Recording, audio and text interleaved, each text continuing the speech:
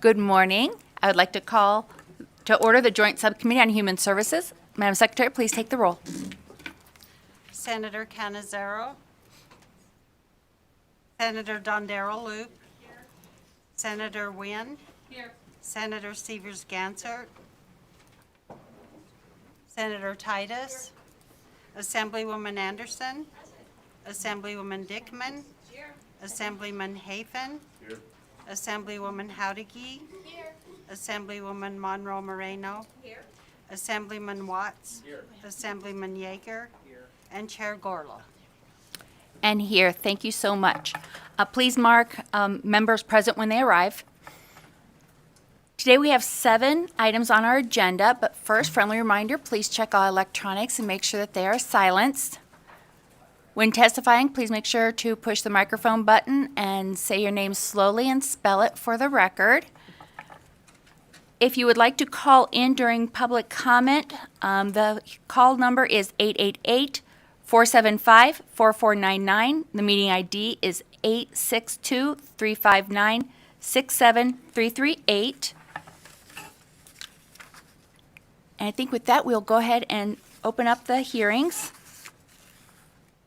So we have budget hearings for the Department of Health and Human Services, Division of Child and Family Services.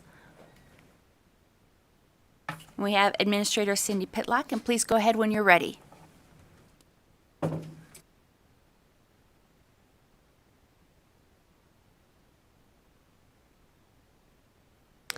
Good morning, Chair Gorlow and members of the committee. My name is Cindy Pitlock, and I serve as the Administrator of the Division of Child and Family Services. With me today are Melanie Young, our Deputy over Fiscal and Administrative Services, Sharon Anderson, our Deputy over Juvenile Justice Services, and Dr. Jackie Wade, our Deputy over Children's Mental Health Services. And with the pleasure of the Chair, we'll just jump right in on page 6. Slide 6. All right. First, we will cover budget account 4894 for victim services. This is a new budget for this biennium, which will record all federal funding opportunities specific to victim services that are currently managed by the Division in Child and Family Services into one budget account. When we presented our administrative budget 3145 on February 23rd, we discussed that the budget has grown exponentially in its complexity. With this new budget account, we will have greater transparency for federally funded programs such as the Victims of Crime Compensation Grant, the Victim Liaison Grant, and the Family Violence Prevention and Services Act. This budget does not have positions associated with it, and we will only be recording federal expenditures related to victim services. Later in our presentation, we will present the Victims of Crime Compensation Budget account where our positions are located and where victim compensation payments are made.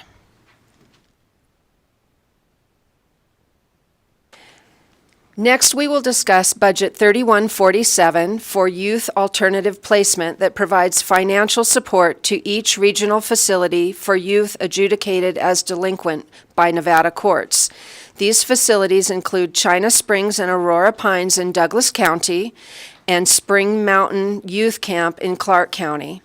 I would like to recognize our county partner, Wendy Garrison, who is also here today to be able to provide answers to facility-specific questions.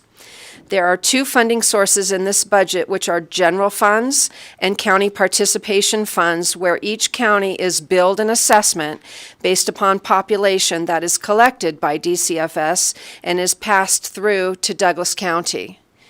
There are no budget initiatives in this request, and if you, I can't talk today. At the pleasure of the chair, would you like us to stop for questions, or would you like to continue on to Summit View? I think we're going to stop for questions. Sure. So let's go back to the first budget of 4894. I believe we have one question from Assemblyman Watts. Thank you, Madam Chair. So just really quickly, how would this new budget help improve the transparency of the Victims of Crime Services programs?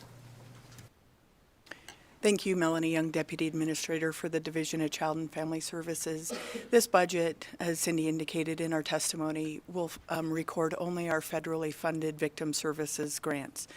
And so right now, those are in our administrative budget in 3145, which has over 37 different funding sources and 50 some different expenditure categories.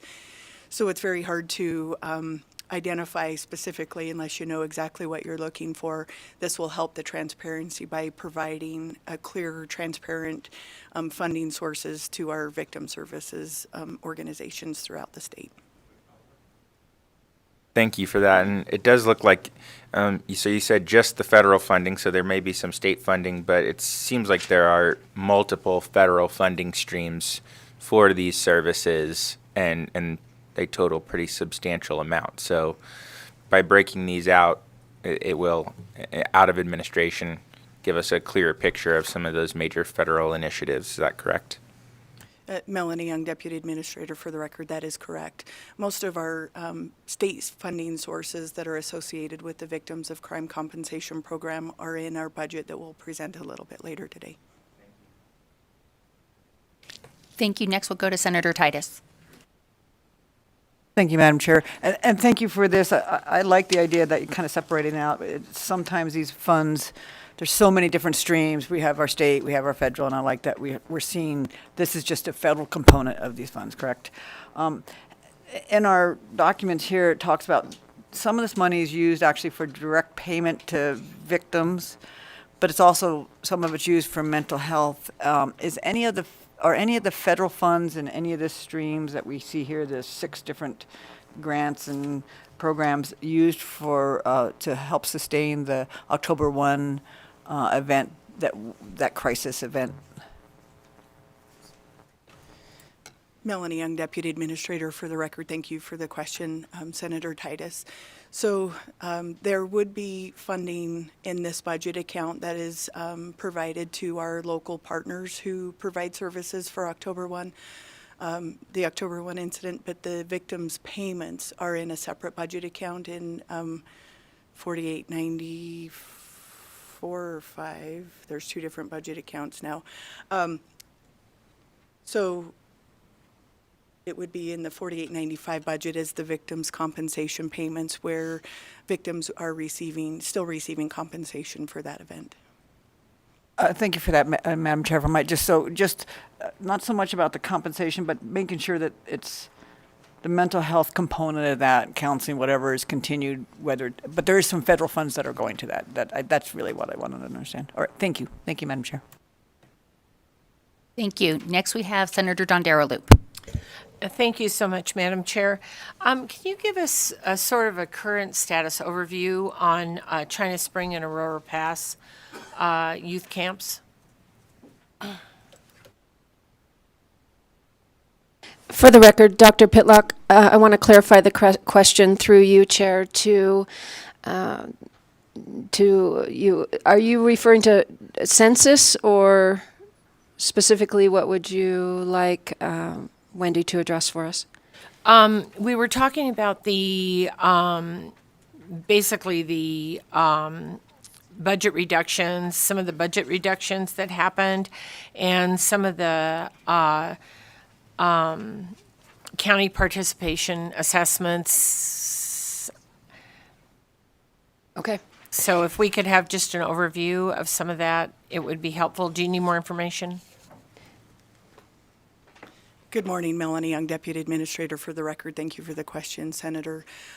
There was a budget adjustment done in the adjusted base process where there was an elimination of general fund dollars and an increase to county participation funds. However, there has been a budget amendment that was submitted that rectifies that situation. So the budget has been made whole in the amount of general funds that were expended in base, and the county participation funds have been restored back to what was spent in fiscal year 2022. Okay, so they've been made whole. Okay, thank you very much. Thank you, Madam Chair. Thank you, Senator. And real quick, I kind of would like to expand on that. Could you talk a little bit about the census in the camps and also the staffing and any issues that you've been having? Thank you.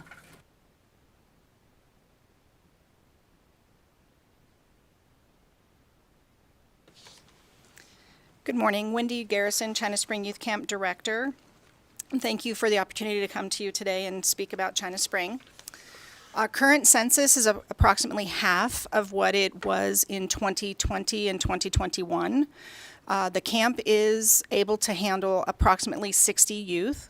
Currently, we have 20 boys and 10 girls. We have continued to have some staffing issues. 2021 being the greatest staffing resignation that the camp and the county and the states have ever seen, and the China Spring was a victim of those.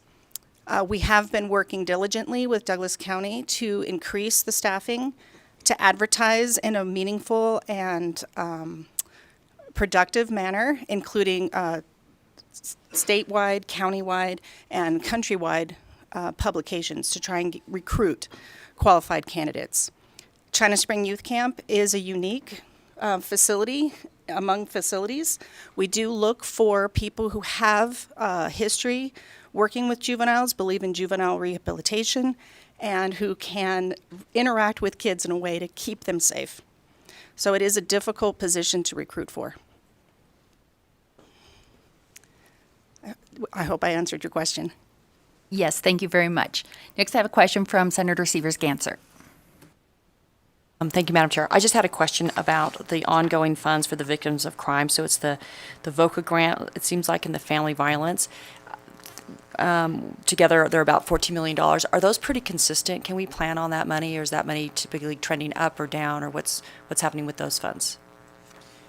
Thank you, Melanie Young, Deputy Administrator. For the record, thank you to Senator Ganser for the question. And unfortunately, we're hearing from our federal partners that these grants are declining. And to what extent is still undetermined at this time. Thank you. And so, if I can follow up, just does that mean, do we have any idea if that's 3% or 15% or 50? We don't know. And then, how long have we had these grants? So, how long have they been fairly consistent? Melanie Young, Deputy Administrator. For the record, thank you for the question. I would have to go back and get that information on how long we've had the VOCA grant. It has been for an extensive period of time. We were managing the VOCA grant when I was back with DCFS back in the mid-2000s. So I left in 2009, and that was a grant at that point in time. Thank you. I appreciate that. I just want to get an idea of like how consistent it is. And so it sounds like it's been very consistent, but the word is that they're going to be potentially reducing it. Okay. Thank you. Thank you. Thank you, Senator. Next, we'll go to Assemblywoman Monroe Moreno. Thank you, Madam Chair. And if we can go back to Budget 3147, I'm sorry. You're going to have to come back up to the table.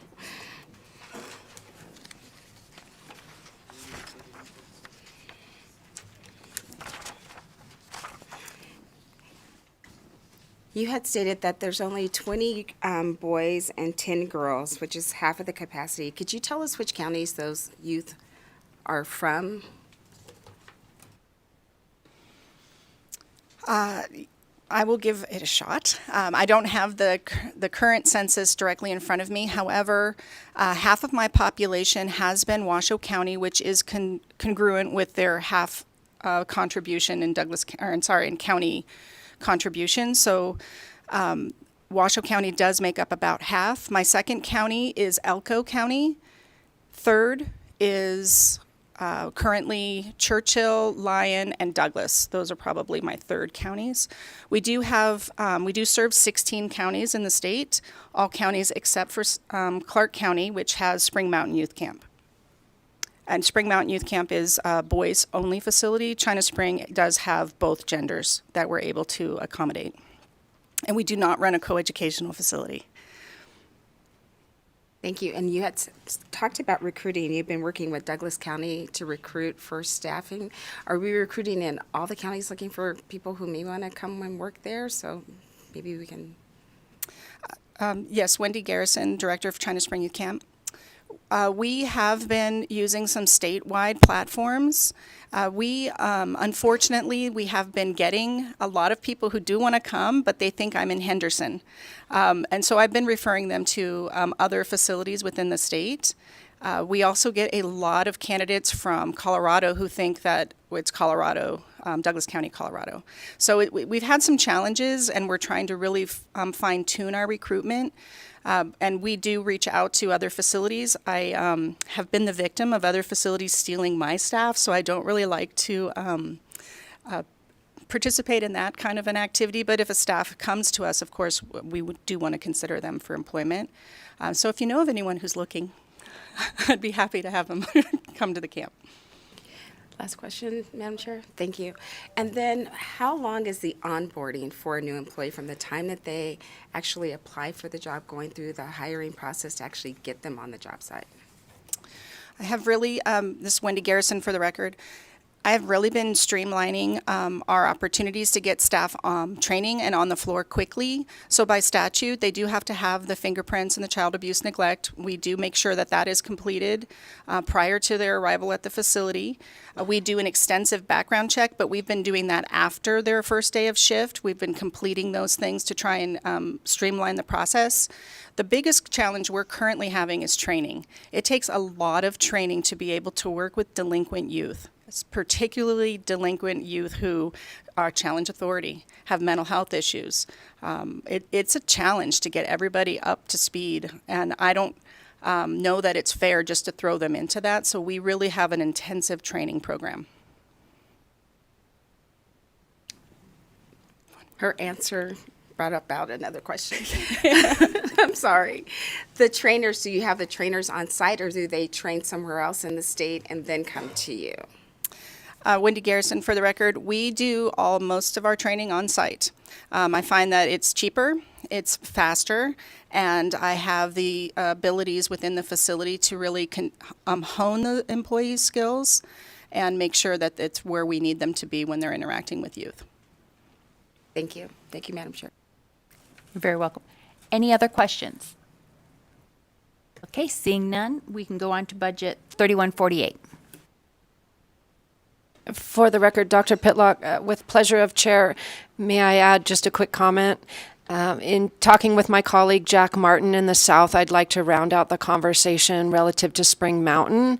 Their total census yesterday was 60, and their capacity was 100. So similar staffing issues, but I did want to get it on the record for Clark County as far as what their census was. Thank you for that. You're welcome.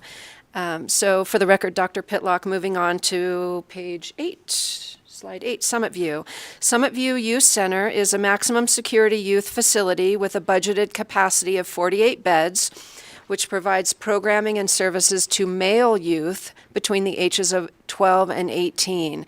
This facility is located on 13 acres in North Las Vegas near Nellis Air Force Base.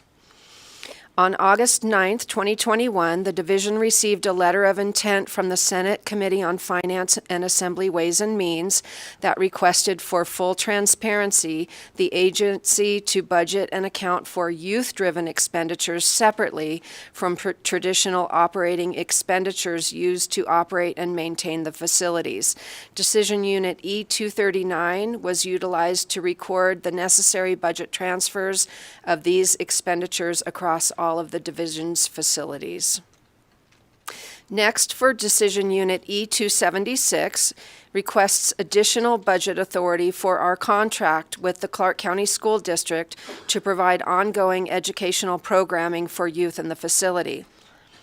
Youth placed at Summit View Center receive 180 days of instruction by licensed teachers of the Clark County School District, plus an additional 66 days of educational programming for a total of 246 days of instruction per school year. This would cover holidays and summer break. It is imperative that the youth be engaged in productive activities that are beneficial both educationally and to ensure that the youth stay on track with receiving their credits. Since we receive youth throughout the year, students typically spend 6 to 9 months in the program, and we need to have a full 12-month academic contract. Several of the youth committed to us are credit deficient, and we help them earn their credits for the high school equivalency exam. The next decision unit, E908, transfers the Director of Nursing from Summit View Youth Center to the Juvenile Justice Programs Office. This position's duties span across all 3 juvenile justice facilities.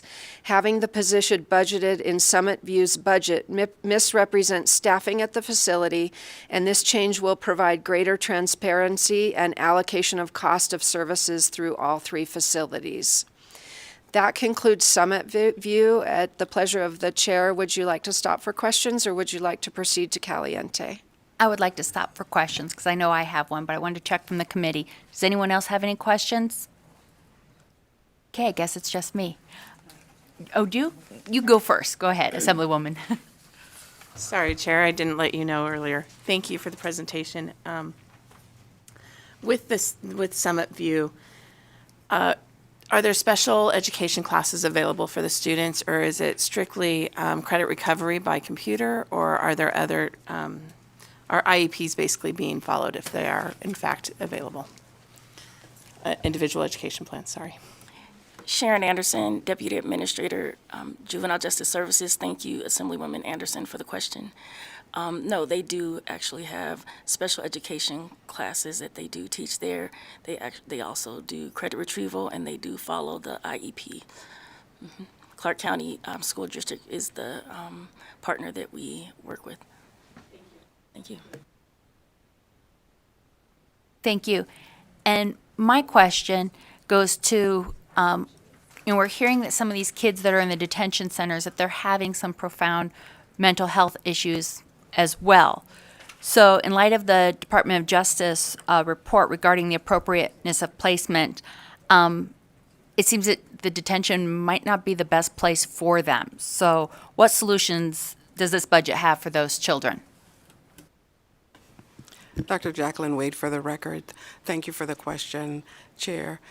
Right now, we certainly have plans to, as you'll hear further in the narrative, and that we have plans of upstaffing Desert Willow and also making it accessible to those youth that are in detention so that there won't be a backlog.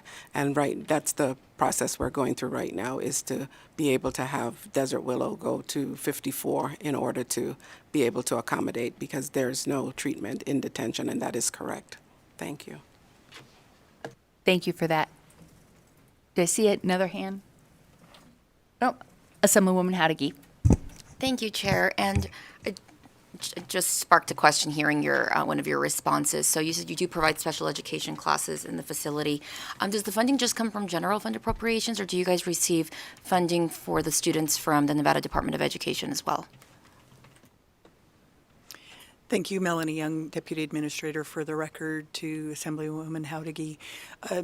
The budget at Summit View is mostly general fund dollars, and we do not receive any funding through the Department of Education other than through a small grant, a Title I grant.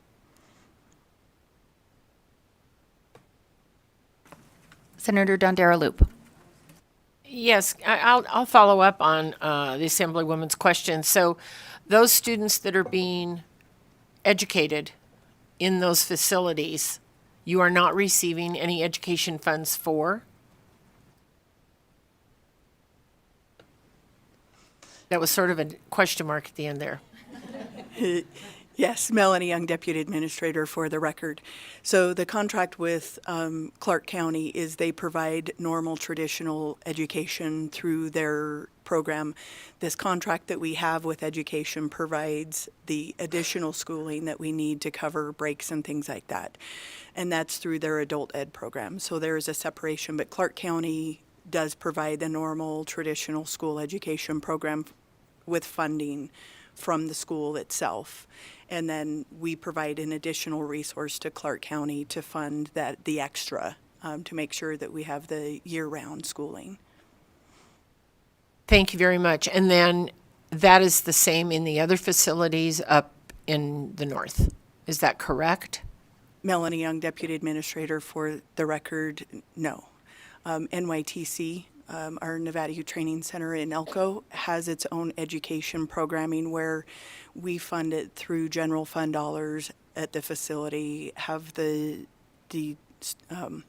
teachers and principal and everything else is funded within the Nevada Youth Training Center budget. The facility in Caliente is run by Lincoln County Schools, and so there are different school programming within each one of the facilities. Okay, thank you very much. I have to process that because I was under the impression that the money followed the child. So I'll follow up on that. One more question, Madam Chair, and I might just take this offline. Is that changed over the years? Because I feel like maybe 20 years ago, that makes me sound like I've been around a while, but maybe 20 years ago or more, that was not the case. So did that change, or am I just forgetting that this has always been the way it is?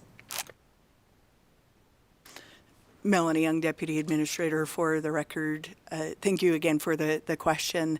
I believe the education, the way the programming has been done at NYTC has been consistent that way for a long period of time, going back to my days when I was at Division of Child and Family Services in the early 2000s. It's been that way.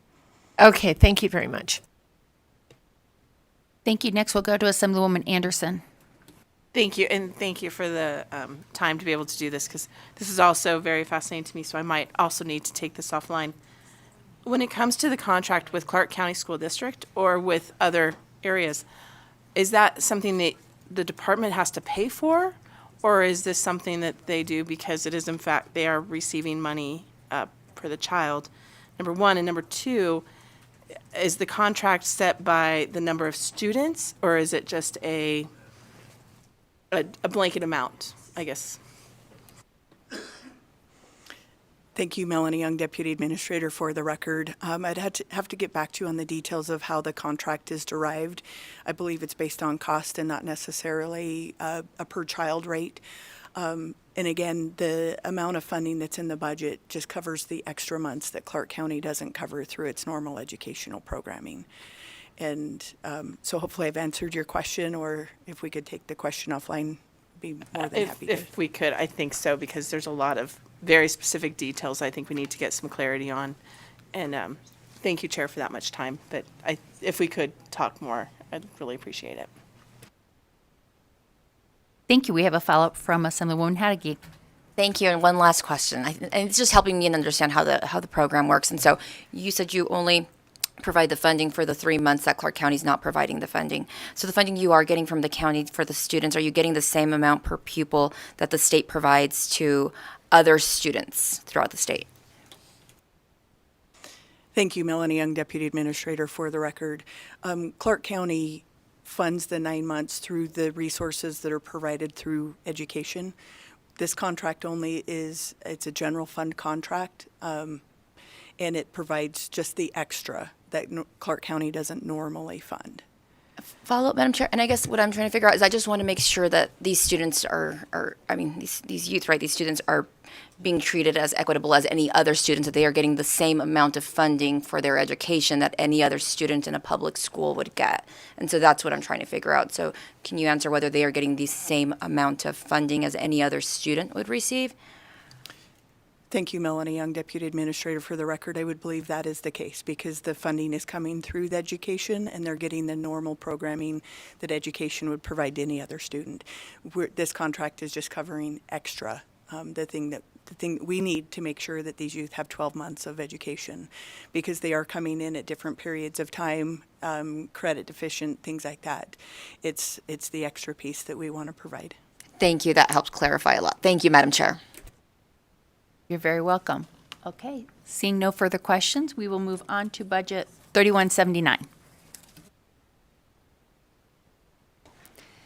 For the record, Dr. Pitlock, to talk about Caliente now. The Caliente Youth Center is a staff-secured juvenile residential facility with a maximum capacity of 112, which can house both male and female youth. The facility is located on 35 acres in Lincoln County.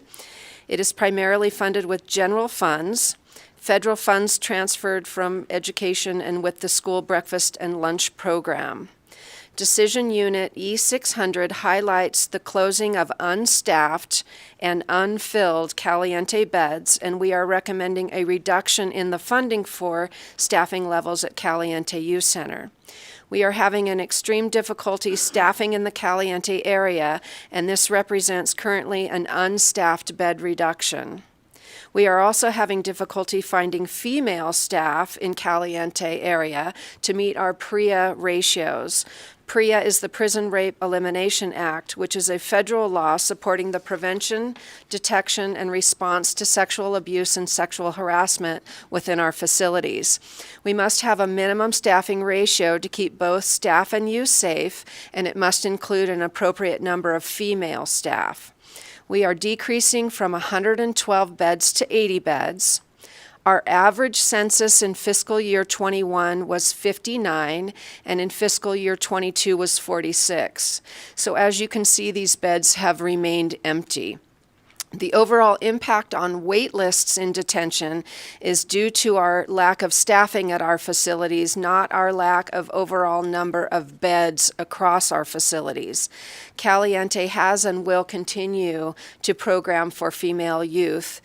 If there is additional need for capacity and we have adequate staff, we will fill at Nevada Youth Training Center. And we have successfully switched that facility to a co-ed facility. So very excited about that. We currently have 32 males and 16 females now at Nevada Youth Training Center. So you can see that has opened an additional opportunity for females in Nevada. Would you like me to continue with Caliente until we reach its conclusion, Chair? Or would you like to stop for questions? Up to you. I think we can keep going. Okay. E239 is the similar decision unit previously discussed, breaking out youth-driven expenses from facility-driven expenses for greater transparency and cost allocation. We would love to entertain any questions that you have, unless you would like us to continue on to Northern Nevada Child and Adolescent. Actually, I have a quick question before we move on. You were talking that you're having trouble with the ratio of the staff to youth. So what is that ratio? Sharon Anderson, for the record. The ratio for the Prison Rape Elimination Act is during waking hours, 1 staff to 8 youth, and during sleeping hours, it's 1 staff to 16 youth.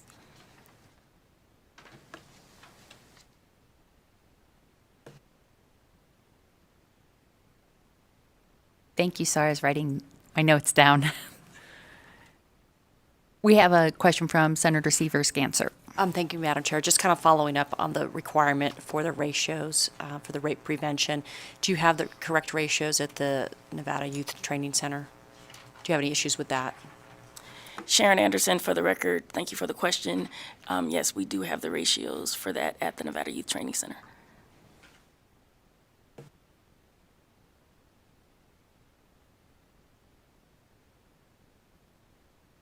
And Assemblywoman Anderson, did you have a question? I did. Thank you, Chair. So it sounds like it's a staffing issue, like usual. But what will happen, or how will DCFS respond if there's actually a need for more than the 80 beds as being discussed during this next biennium if this decision is approved? For the record, Dr. Pitlock, I don't anticipate that to be an issue because we certainly have the availability of beds.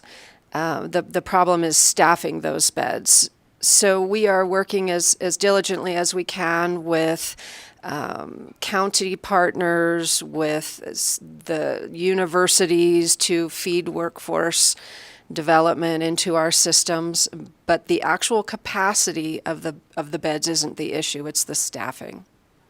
And I do need to make a record correction. My apologies. There are currently 8 females online at NYTC now, and we're looking to have 16 total as we're able to upstaff. I apologize for the misstate.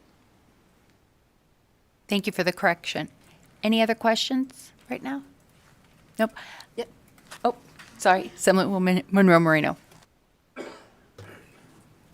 What's the reason for the lack of staff? What's the biggest challenge? Is it location? What's pay? What's the biggest challenge? And as you look through all of these budget accounts, right, there's staffing issues in all of them. So what is the biggest challenge of getting the staff we need? Because we know the kids are there. We know that the kids need the help. What's our biggest challenge getting the staff? For the record, Dr. Pitlock, through you, Chair, to you, Assemblywoman, I think there's probably not one great answer. I think it depends on the region. For example, Caliente is a smaller, more rural area, and the catchment pool just isn't as robust. That's probably one part of the equation. Another part is the youth population requires really specialized people with specialized training and a desire to work with that population. I think that tends to be problematic. I think obviously pay we talk about and have talked about for many months tends to be an issue. Housing in particular areas can be an issue. I think it's a complex problem that will require us bringing a multitude of solutions to the table to get to yes for some of these employees. Thank you. So I'm going to give you a quick moment. Maybe there's somebody online or in Vegas, maybe here in the audience, that knows somebody who might want a job. So where would they go? And you said it does require specialized skills, but can you be a little bit more specific of someone you're looking for, and maybe we can find you someone? For the record, Dr. Pitlock, thank you for the opportunity for the elevator speech. That made me tear up a little. What we really need, ma'am, is people that have a heart for working with children. We pour training and resources and support into these people, handle with care training, mentorship, additional opportunities for education. And so if they come, we will take care of them. Thank you for that. And I believe next we have a question from Senator Titus. Thank you. This is actually a numbers question, not a personnel or policy question. In your list on the one-time appropriations from the general appropriations, that you have here funding replacement of 2 existing passenger vans for Caliente, and you have $61,000 for 2 vans. And I'm just wondering, is that possible? Can you find a van for $30,000? Or was this put in a while back? Or is it one van? Thank you for the question, Senator Titus. Melanie Young, Deputy Administrator, for the record.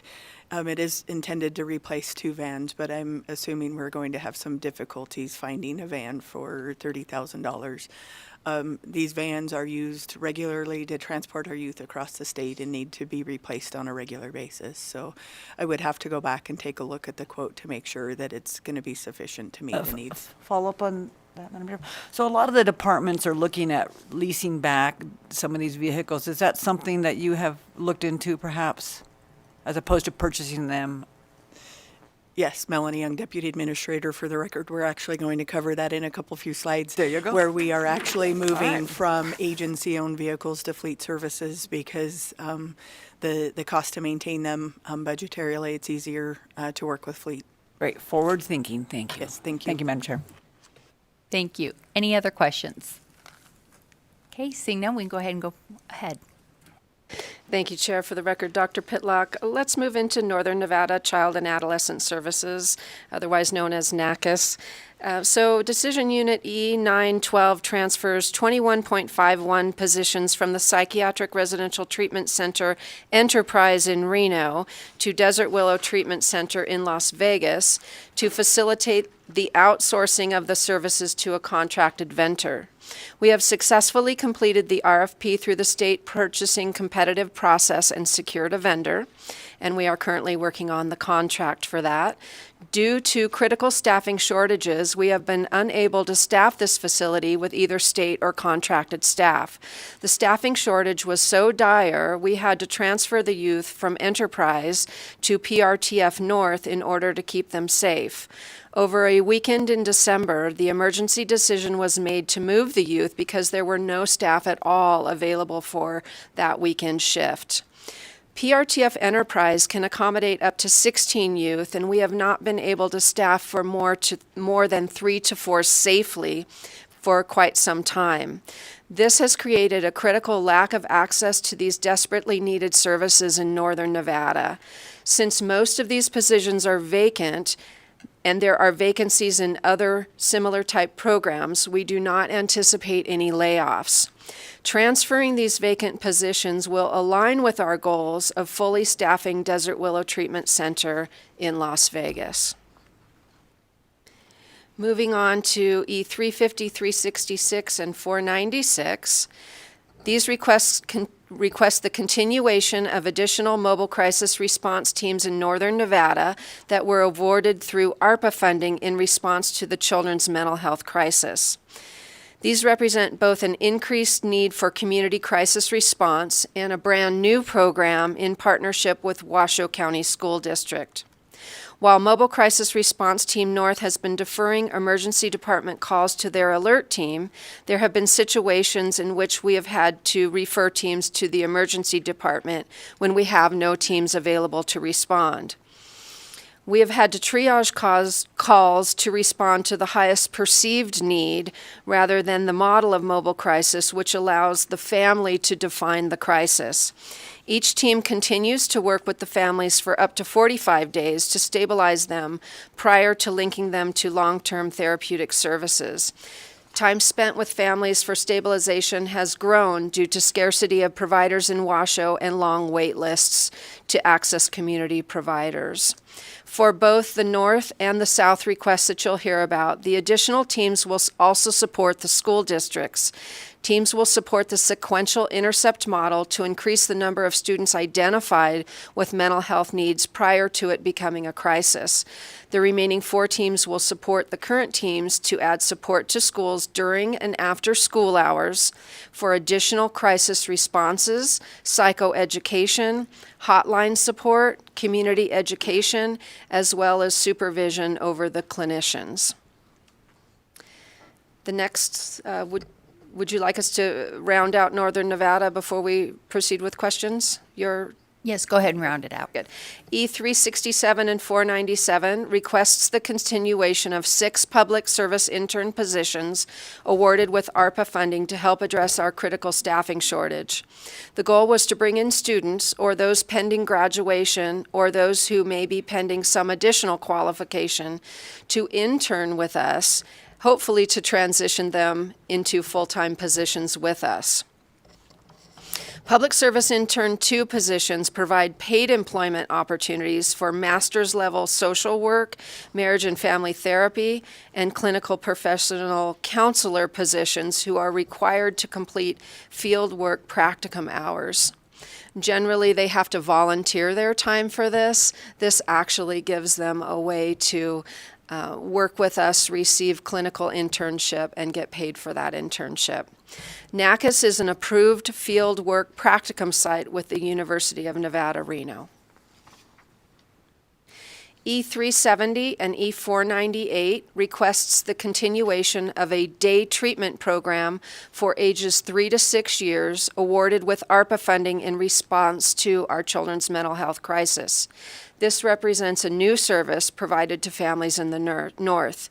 It will accommodate 2 classrooms initially for a total of 24 youth and represents 12 FTEs. The requested number of positions is in support of maintaining adequate adult-to-child ratios of 1 to 2 in each classroom and to provide adequate safety during transport of these children to and from the program sessions twice daily.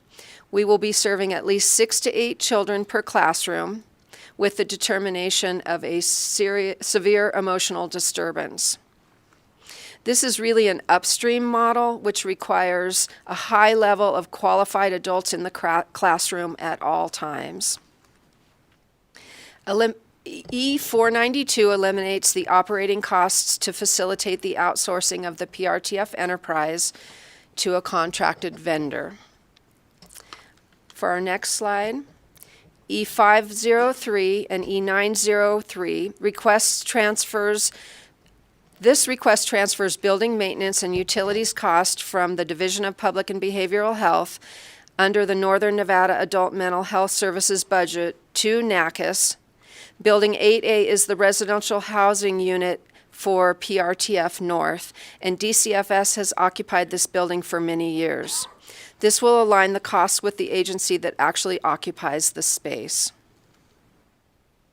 E511, 911, and 910 is an administrative transfer that aligns the billing staff with the programs that they serve. E715 requests the funding to replace 2 compact fleet vehicles and 1 premium fleet vehicle with 3 premium fleet vehicles with larger passenger capacity to transport youth. These vehicles are utilized to transport youth, and the PRTFs are at their capacity, and at times, the number of staff and youth exceeds the actual capacity of the vehicle. E239, as mentioned, we are transferring youth-driven expenses to separate from facilities expenses for transparency. That concludes NACIS. If you'd like to stop for questions, we'd be more than happy to help. Thank you. We do have a couple questions. I believe our first question comes from Assemblywoman Hadegui. Thank you so much, Madam Chair, and thank you for the presentation. I have questions regarding Decision Unit E350, the Mobile Crisis Response Team positions. And so I know that we approved 6 positions during Interim Finance Committee over 2 different meetings, and it makes me very happy to see that these positions were filled, well, the majority of them. It looks like 5 of 6 of the positions were filled, and now you're coming to request that those positions be converted into 7 permanent positions. And I can see where the need was. As I was reading through the information, it looks like during COVID, it was almost 100% increase in the amount of calls that you guys were fielding. So can you talk to me about how those 6 positions, 5 of which were filled, kind of helped with that demand that increased during COVID? Were you guys able to get the diversion rate back up? I know it had gone down during COVID because you didn't have the staff, and I'm hoping that the staff that we provided helped.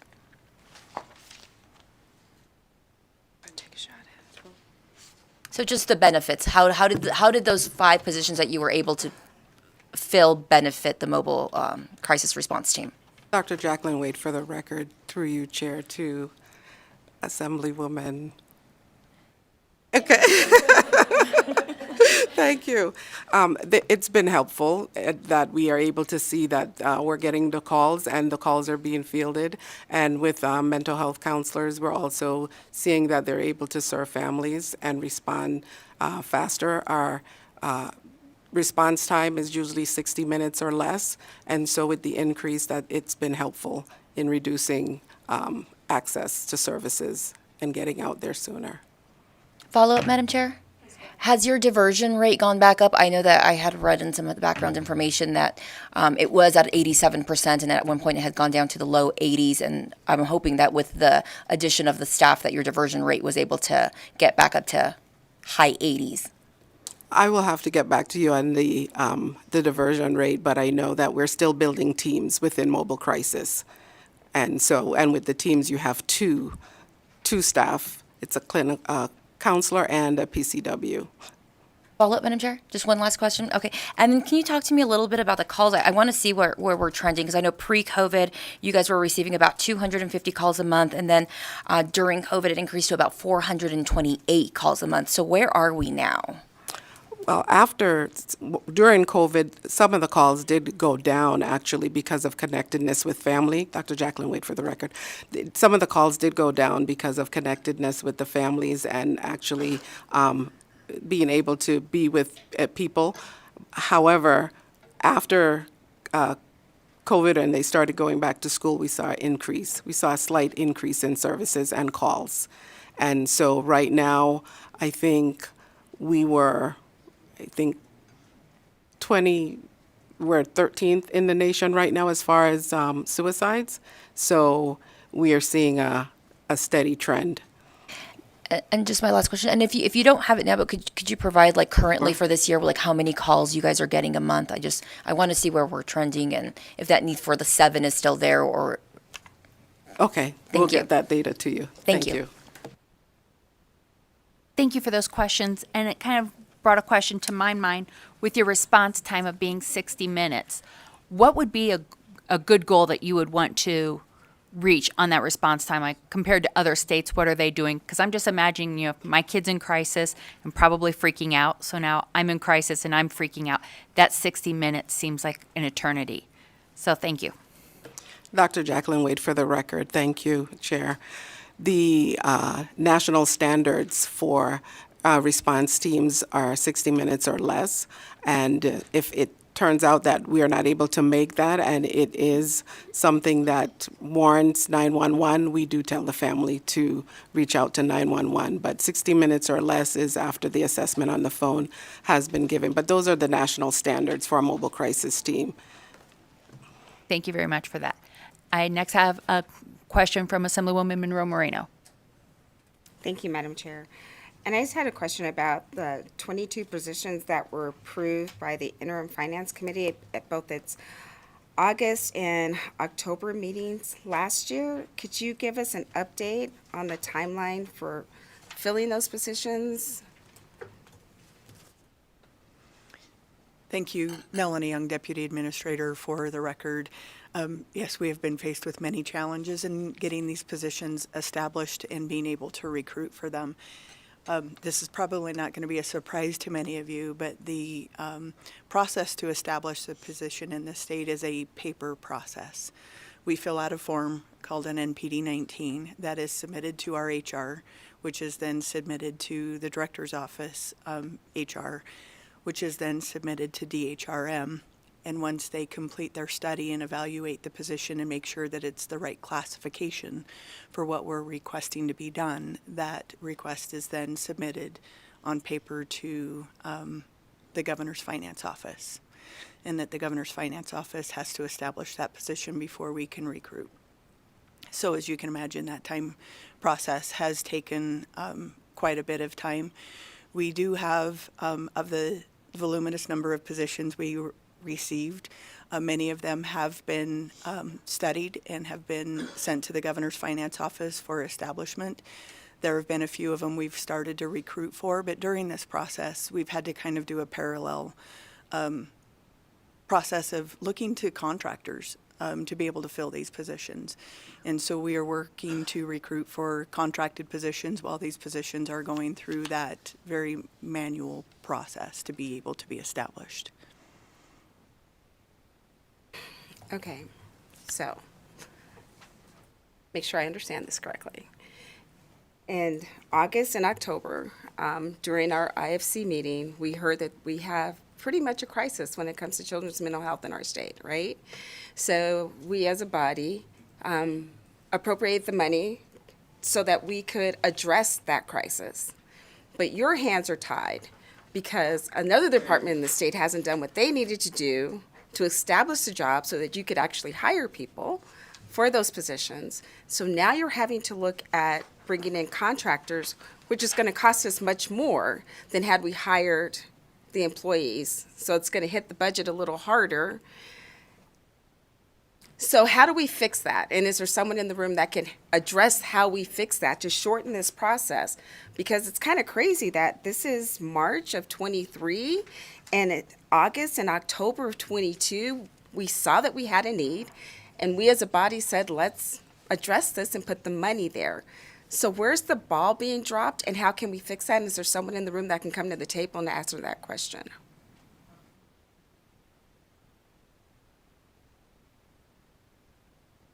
So Melanie Young, Deputy Administrator, for the record, I will do my best to answer that question.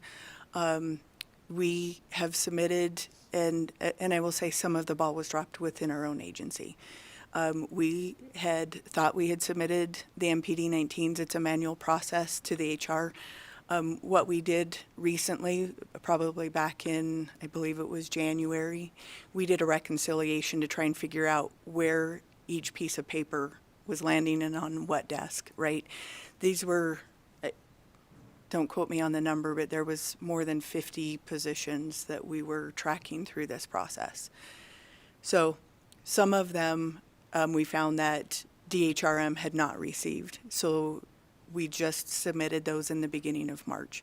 So part of that, 20 of the positions, we own the issue, right, in my opinion.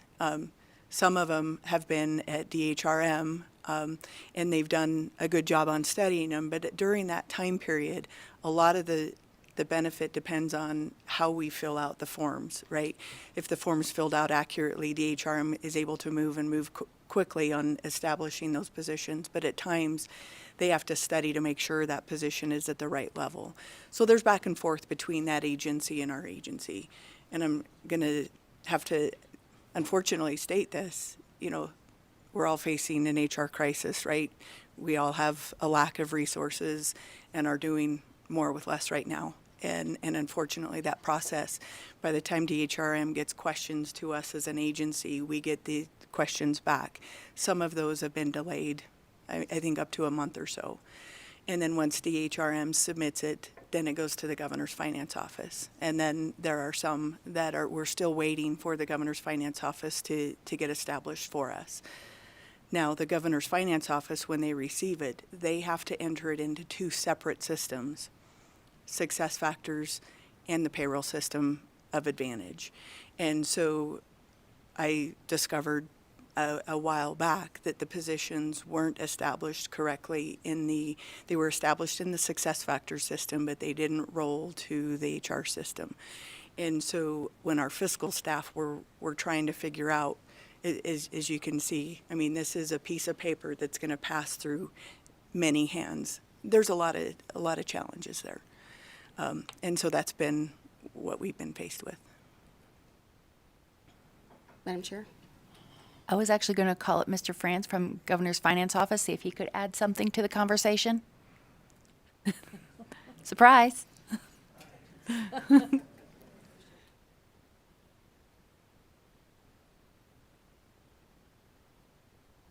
Thank you, Madam Chair, members of the committee. Aaron Franz from the Governor's Finance Office.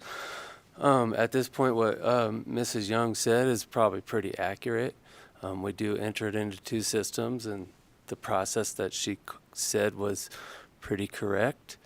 As far as any solutions or anything like that, I don't really have one. And that's about all I can add. Thank you. Sorry, I know we surprised you with that. Assemblywoman, did you have other questions? Yes, I do. It's kind of, for me as a legislator, and I'm sure for my colleagues sitting up here, it's kind of frustrating because we have an issue that we've tried to address. We have a limited time to expend these funds that were allocated. It's going to cost us more as a state to contract out.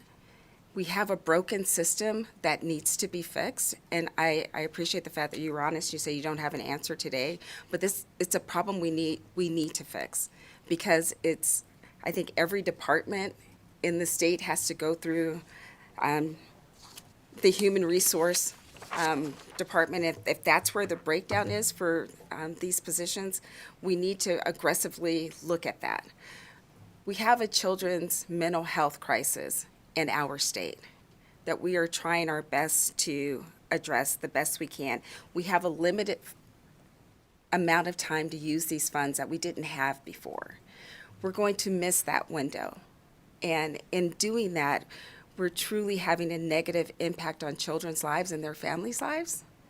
And it costs us more money to contract out. I'm not sure what the amount of money the contractors would be as opposed to actually having permanent full-time employees that have a heart for children to take care of these children. So I'm just going through this. This is a very depressing budget day because you think about the lives that we're touching and no, those aren't fiscal numbers. Those are people. right? So how can I'll talk to you offline of how we can improve this, but we got to make some changes. Thank you, Madam Chair, and through you to the Assemblywoman.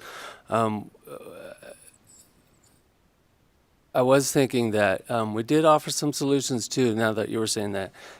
If we had vacant positions within the agency, we asked if those positions were being filled as well.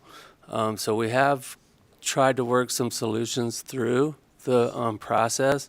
We just haven't been able to get there yet. So I understand that it's a depressing situation and that there's need out there, and we'll do our best to get that done. Thank you for that. Any other follow-ups? Assemblywoman Hadid. Thank you, Chair. And it's not a question, so thank you for coming my way, because I just want to piggyback on what my colleague said, because it is, we have a crisis, and us as a body use these dollars to prioritize and show the state where our priorities were, and our priorities were in addressing youth mental health. And when we were approached for this money, the information we were given was that there was a significant increase in youth with self-harm behavior, anxiety, depression, outbursts of aggression, and violence against peer and staff. And these are the youth that were failing by not filling these positions. Like, these are the youth that had no one there to help them because we didn't fill those positions. And so it's not that it's just a depressing budget. It's just that we failed the people in our state, and that needs to be fixed. Like, we cannot accept that. This needs to be a priority. Madam Chair, may I? For the record, Dr. Pitlock, through you, I agree. But I would like to say that we, as the Division of Child and Family Services, are proceeding on as if, right? We have direct patient care to give. And so we are engaging really as heavily as possible reliable contract staffing to get them on board, hoping to transition them into permanent positions. So for example, right now, in my residential settings, I have a total of 104 state staff and 67 contract staff. So you can see the reliance on contract staff is really outstanding. Mobile crisis staffing, state staffing 18, 18 in Las Vegas, 6 in Reno, and then heavily, of course, relying on the contract staffing. So we're bringing on contract staffing as quickly as we can, hoping to transition them into permanent full-time state employment. And I think there are a lot of things that are happening in this area to make that attractive to them at the end of the day. And that would be my hope. So I guess I would like to articulate that we're not leaving them empty. We're trying to fill them both with state staff as we can and contract staff when we cannot get to a yes somehow on the state position. And just one last question. It's hard to fill positions that don't exist. So it's not like you say it's not like you're leaving them empty. They don't even exist. They're being left empty. And I guess I have a question kind of on that as well. I'm still trying to unravel the knot that you've created in my brain. How is it easier or faster to hire a contract person versus actually hiring full-time? I mean, what does that process look like? That it seems kind of like a circle of, we're going to hire a contract, then bring them on. Why not just bring them on?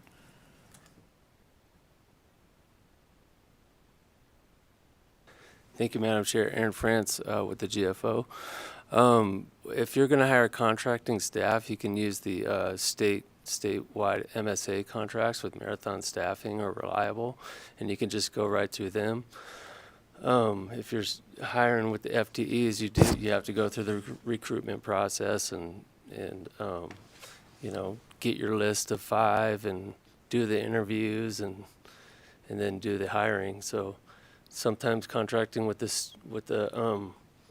temporary agencies is just a little bit faster than through the state.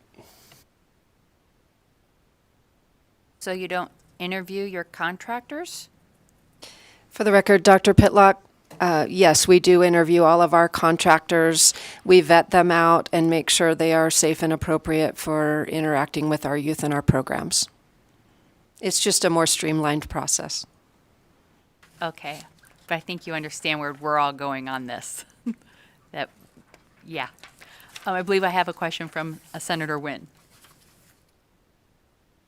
Oh, it's so much for a Tuesday morning. I'm going to kind of take us back to kind of reference to your slides 13 and 14 regarding the budget 3280.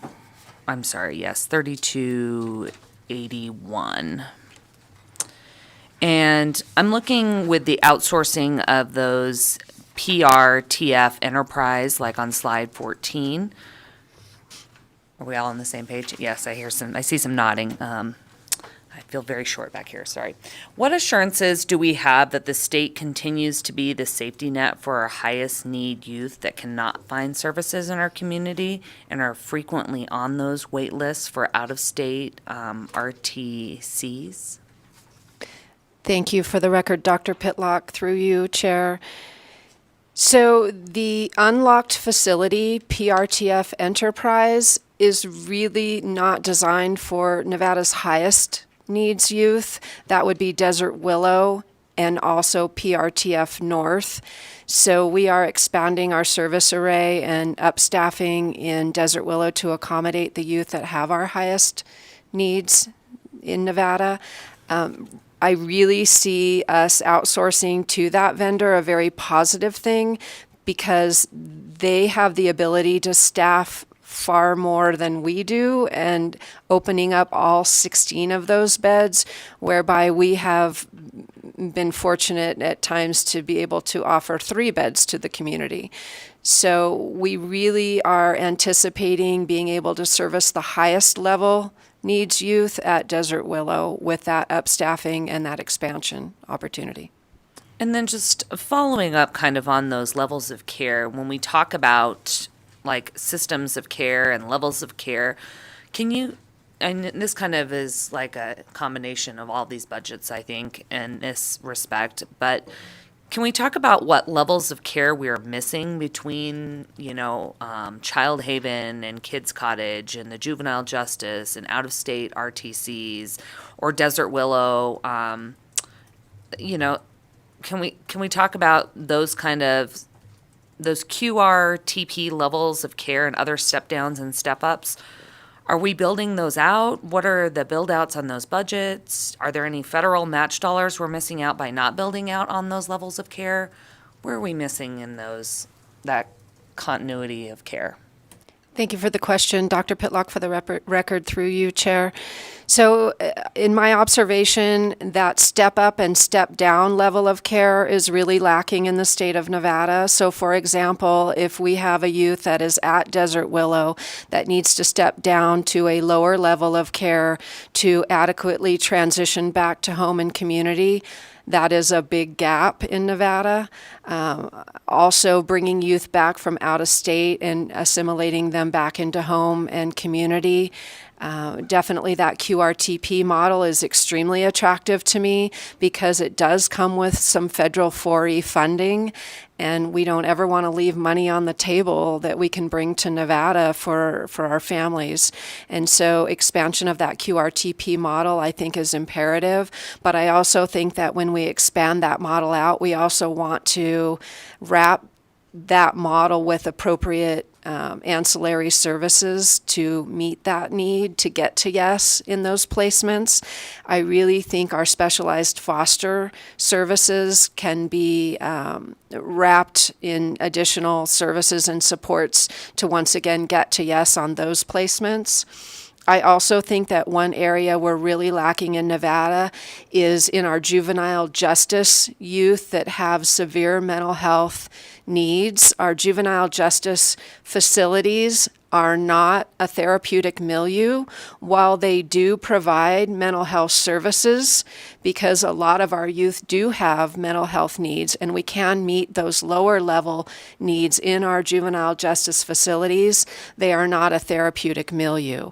So expanding and strengthening our Desert Willow Treatment Center facility to be able to accommodate our juvenile justice youth with the highest level mental health needs would be very helpful. In the interim, we're also going to be looking at Summit View, where we have some underutilized space, to see if we can build out perhaps an assessment and stabilization area for our juvenile justice youth with higher level needs. We were really fortunate to be able to put out our RFP for our care management entity last week for the ARPA funds that were so graciously awarded to us to build out that community level service array, including emergency and planned respite, wraparound and intensive care coordination, intensive in-home services, and peer support. So that, I believe, was about $21 million. So that is really going to help round out our community-based services to help prevent bumping youth higher in that service array unnecessarily, and also bringing those youth back into home and community after they have completed those inpatient and higher level stays. Thank you. I mean, you know, obviously, I think there's some staffing issues, and so we're not able to take some of these kids into these programs. I'm just worrying we're taking our most vulnerable, like children, and we're just setting them up for failure by not having appropriate step-up, step-down programming, wraparound services. And so they may get treatment, and then we're just throwing them back into the wild. And perhaps even worse. I mean, just my limited, knowledge and work with, you can over-program someone or under-program them, and it can make their situation, they can almost come out of it worse than they went into the program. So I just look forward to, I guess, more solutions added into the pile. Thank you. And I have a quick question, and then we'll go to you, Senator. How many kids do we have that are being treated out of state, and what states are they in? Microphone. Sorry, for the record, Dr. Pitlock, the last time I looked at the out-of-state dashboard, I think it said 79. I would have to look at the out-of-state dashboard and see what the current out-of-state census is. I would also like to say that some of the youth that are placed out of state are because there is not a specific service array available in Nevada, such as youth that go to Texas Neuro that have that ID component that we're not able to accommodate here, or perhaps our juvenile sex offender youth that we need to place in an appropriate facility that we don't have that service array available in Nevada. But we can look at that out-of-state dashboard and get you those numbers. It is publicly posted. I appreciate that. Thank you. Senator Severs-Ganser. Thank you, Madam Chair. I just want to first thank everyone who's been working in this area, this arena, because there's so many challenges, and it's evident that you want to be able to help all these kids, but we haven't been able to hire. And I think that we need to look at our systems, right? So we've created this bureaucratic system that makes it very difficult to hire. Therefore, you go to a contractor, and that, those are some of our problems that we're going to have to work with administration, right? So these are systematic problems that have created bureaucracy that make it so difficult for you to hire that's part of the reason we're in this position. It sounds like that's probably a significant reason why we're in this position. And we're also faced with challenges in trying to spend the money. So I appreciate the outline that Melanie Young provided as far as what you're going through. But I also remember yesterday, I think it was yesterday, we talked about, with the administrative budget was in here, around the software. Like, we don't have technology to streamline this right now. And that's part of our problem. So we have to keep in mind what we can do around technology that actually works. And I've worked for organizations that have, for instance, like Workday, and everything's done electronically, and it's almost like instantaneous that you can move things.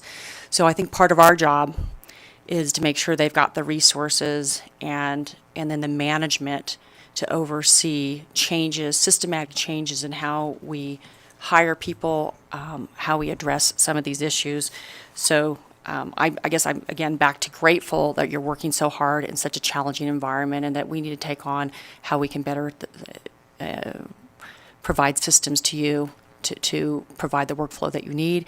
And then the question that I had, we heard a lot about calls being lobbed in for help for crisis. Are you getting tips from Safe Voice too? Are you also, is dispatch sending you tips, and percentage-wise, is there quite a few tips that come through the Safe Voice system that's in all the K-12 schools, or most of them phone calls that are being placed? Thank you. Dr. Jacqueline Wade for the record, Chair, Senator Saver-Gansert. Some of the calls that come in from the tip line, it's usually through the school district. They man those calls. So Mobile Crisis usually receives calls after hours, but they do get some of those calls from SafeLine. Thank you. Because Safe Voice goes to dispatch, I think goes through DPS, and then it sends a message to the schools, and then potentially to Child Protective Services. So you do, that system is up and working, and you are getting information through that system. Dr. Jacqueline Wade for the record, yes. Thank you. Thank you, and I just want to make a point that this body has given about $86 million to fix that system. And you're wanting more. Not just you guys, but, you know. So it's a lot of money, and I don't want to throw good money after bad. I think I could speak for a lot of us up here. So anyways, any other questions? Okay, seeing none. Thank you. We'll go on. All right. Thank you. For the record, Cindy Pitlock.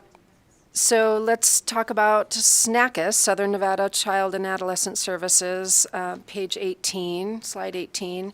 E912 is the landing pad for the 21.51 positions that we're transferring from the empty Reno PRTF Enterprise to Las Vegas Desert Willow Treatment Center. This will increase our staffing to facilitate a full opening of the hospital. With the complete opening of Desert Willow, this will increase the licensed bed capacity from 32 to 40 in April with the opening of our acute unit, and then ultimately to 54 youth. As we mentioned before, most of these positions are vacant and will not require staff to transfer or require any layoffs. E375 includes the associated operating costs and 56 positions to fully open all Desert Willow Treatment Center beds. Desert Willow Center provides psychiatric inpatient services to youth statewide who are in parental guardianship, as well as those who are dually involved in state custody and juvenile justice. As Desert Willow transitions towards the reopening of the acute unit, the addition of the pediatric RTC unit, and opening of our 4th residential treatment unit, the additional positions will allow for the continued safe provision of care while supporting an increase in the number of youth to be served.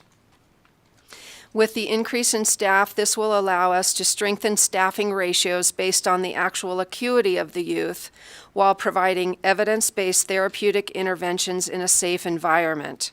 The acute unit will be open next month and will accommodate 8 youth, and we anticipate fully opening of all beds early 2025. E367 and 497 is the continuation of the 4 public service intern positions, which is the counterpart plan as the one we discussed in the north. E370 and 498 is the latency age day treatment program. This requests the continuation of ARPA funding positions to continue the Southern Nevada Latency Age After School Day Treatment Program in Las Vegas. This specific program focuses on youth 7 to 11 years old and is anticipated to serve 12 to 14 youth. E350, 366, and 496 is the continuation of the additional mobile crisis response teams in the South. And we've talked about that quite a bit. Clark County is the 5th largest school district in the nation. Super excited both north and south, we've worked together with the school districts on safety plans, plans for data collection, monitoring and fidelity of the programs, memorandums of understanding between the entities, and have already engaged in shadowing and ride-alongs. We've also met with the school counselors and administration to review processes for identifying youth with needs and how to support the environment. While we understand we're having some trouble hiring, we really are pushing forward with this project in collaboration with the school districts. E490. E490 eliminates 10 federally funded positions through a Substance Abuse and Mental Health Services Administration grant. The system of care approach is the framework for the system reform, aligning all child-serving systems. These positions will be eliminated as a result of the federal funding ending on September 30th, 2023. These 5 keys to transformation that guide this approach include the design and delivery of services that are grounded in the core values of community-based, family-driven, youth-guided, and culturally and linguistically competent care. The system of grant was awarded to DCFS in September 2019 through a project period of September 29, 2023. Of the 10 positions, 8 are filled and 2 are vacant, and there is a potential that we will have a no-cost extension to continue the federal funding through September of 2024 if approved by the grantor. We will be applying for the extension in late summer. For the 7 positions funded by this program, the division does not have these exact positions to transfer these employees into if the grant is not extended. 3 of the positions would be able to transition, and these positions could be transferred into current vacancies, but it could leave a potential for 5 positions to be laid off. Additionally, of course, we will work to find similar positions that all employees may qualify for.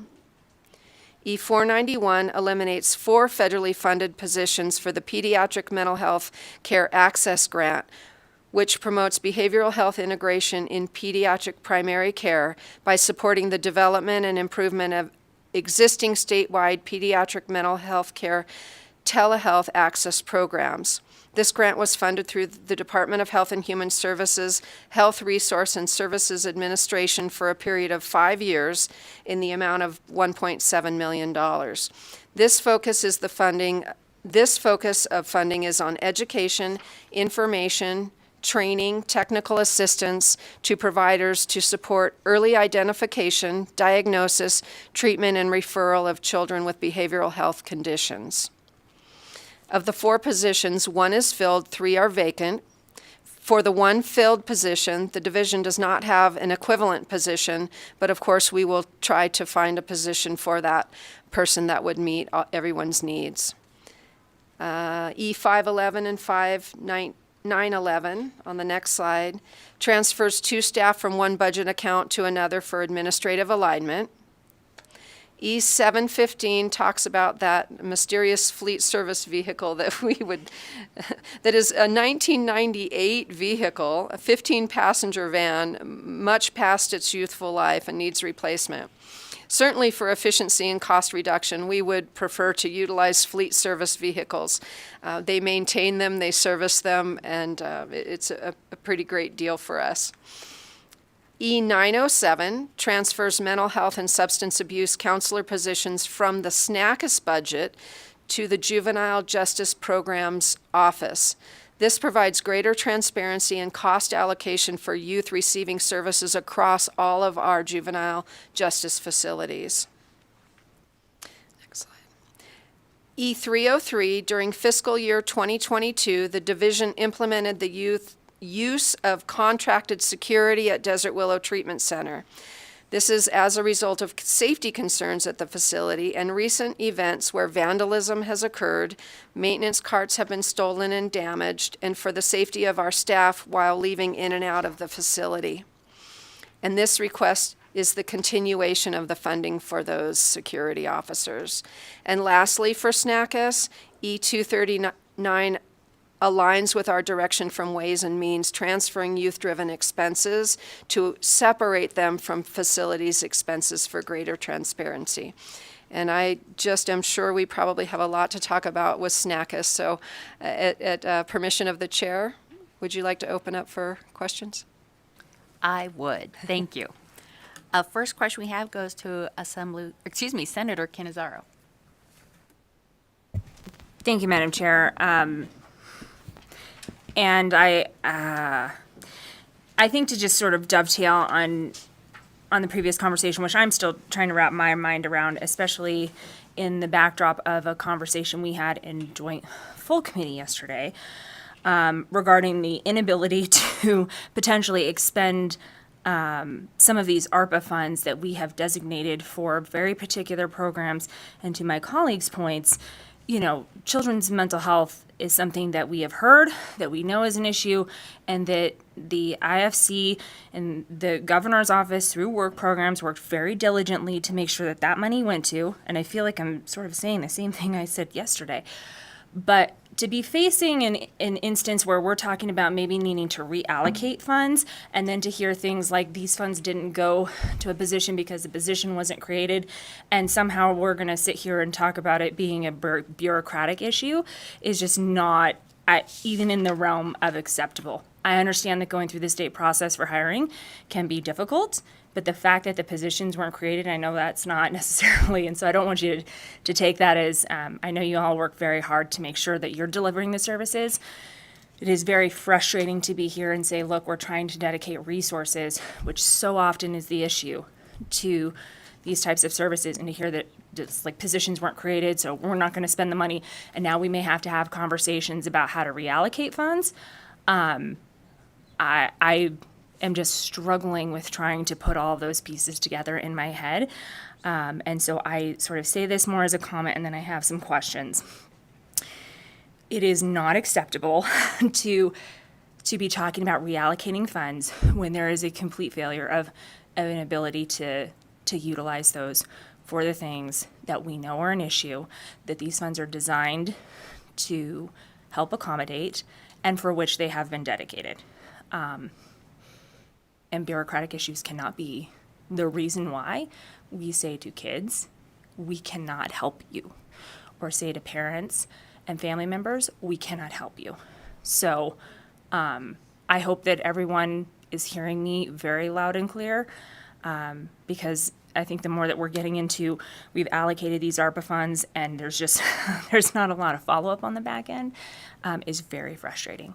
And I think that we are all going to be taking a very hard look at all of that, because this just is not where we can be. So I wanted to sort of say that as a comment, Madam Chair, because it sort of flows from a very long discussion we had yesterday as well.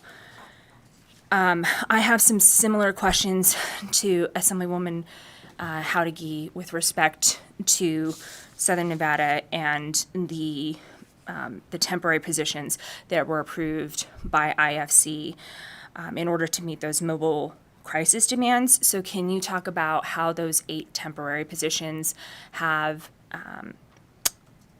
helped your agency meet those demands, and just sort of similar to the ones we just discussed about in Northern Nevada? Dr. Jacqueline Wade for the record. Thank you for the question. Right now, we are still onboarding some of those staff, and they are getting trained on how to go out and how to meet with families and respond to families.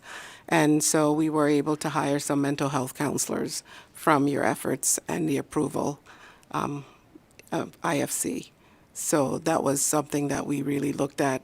We're also partnering with universities to get staffing on, and those that are graduating, and helping them do practicums.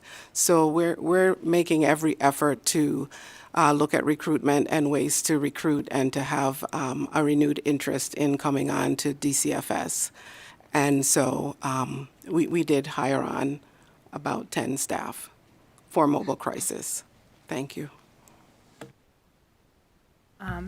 Thank you. And for sort of along those same lines, as we talked about the diversion rates, the number of calls, and then the number of responses that were made And so with respect to Southern Nevada, can you talk to us about the current average number of calls and responses that the mobile crisis response team is fielding per month and the current diversion rate, where that stands?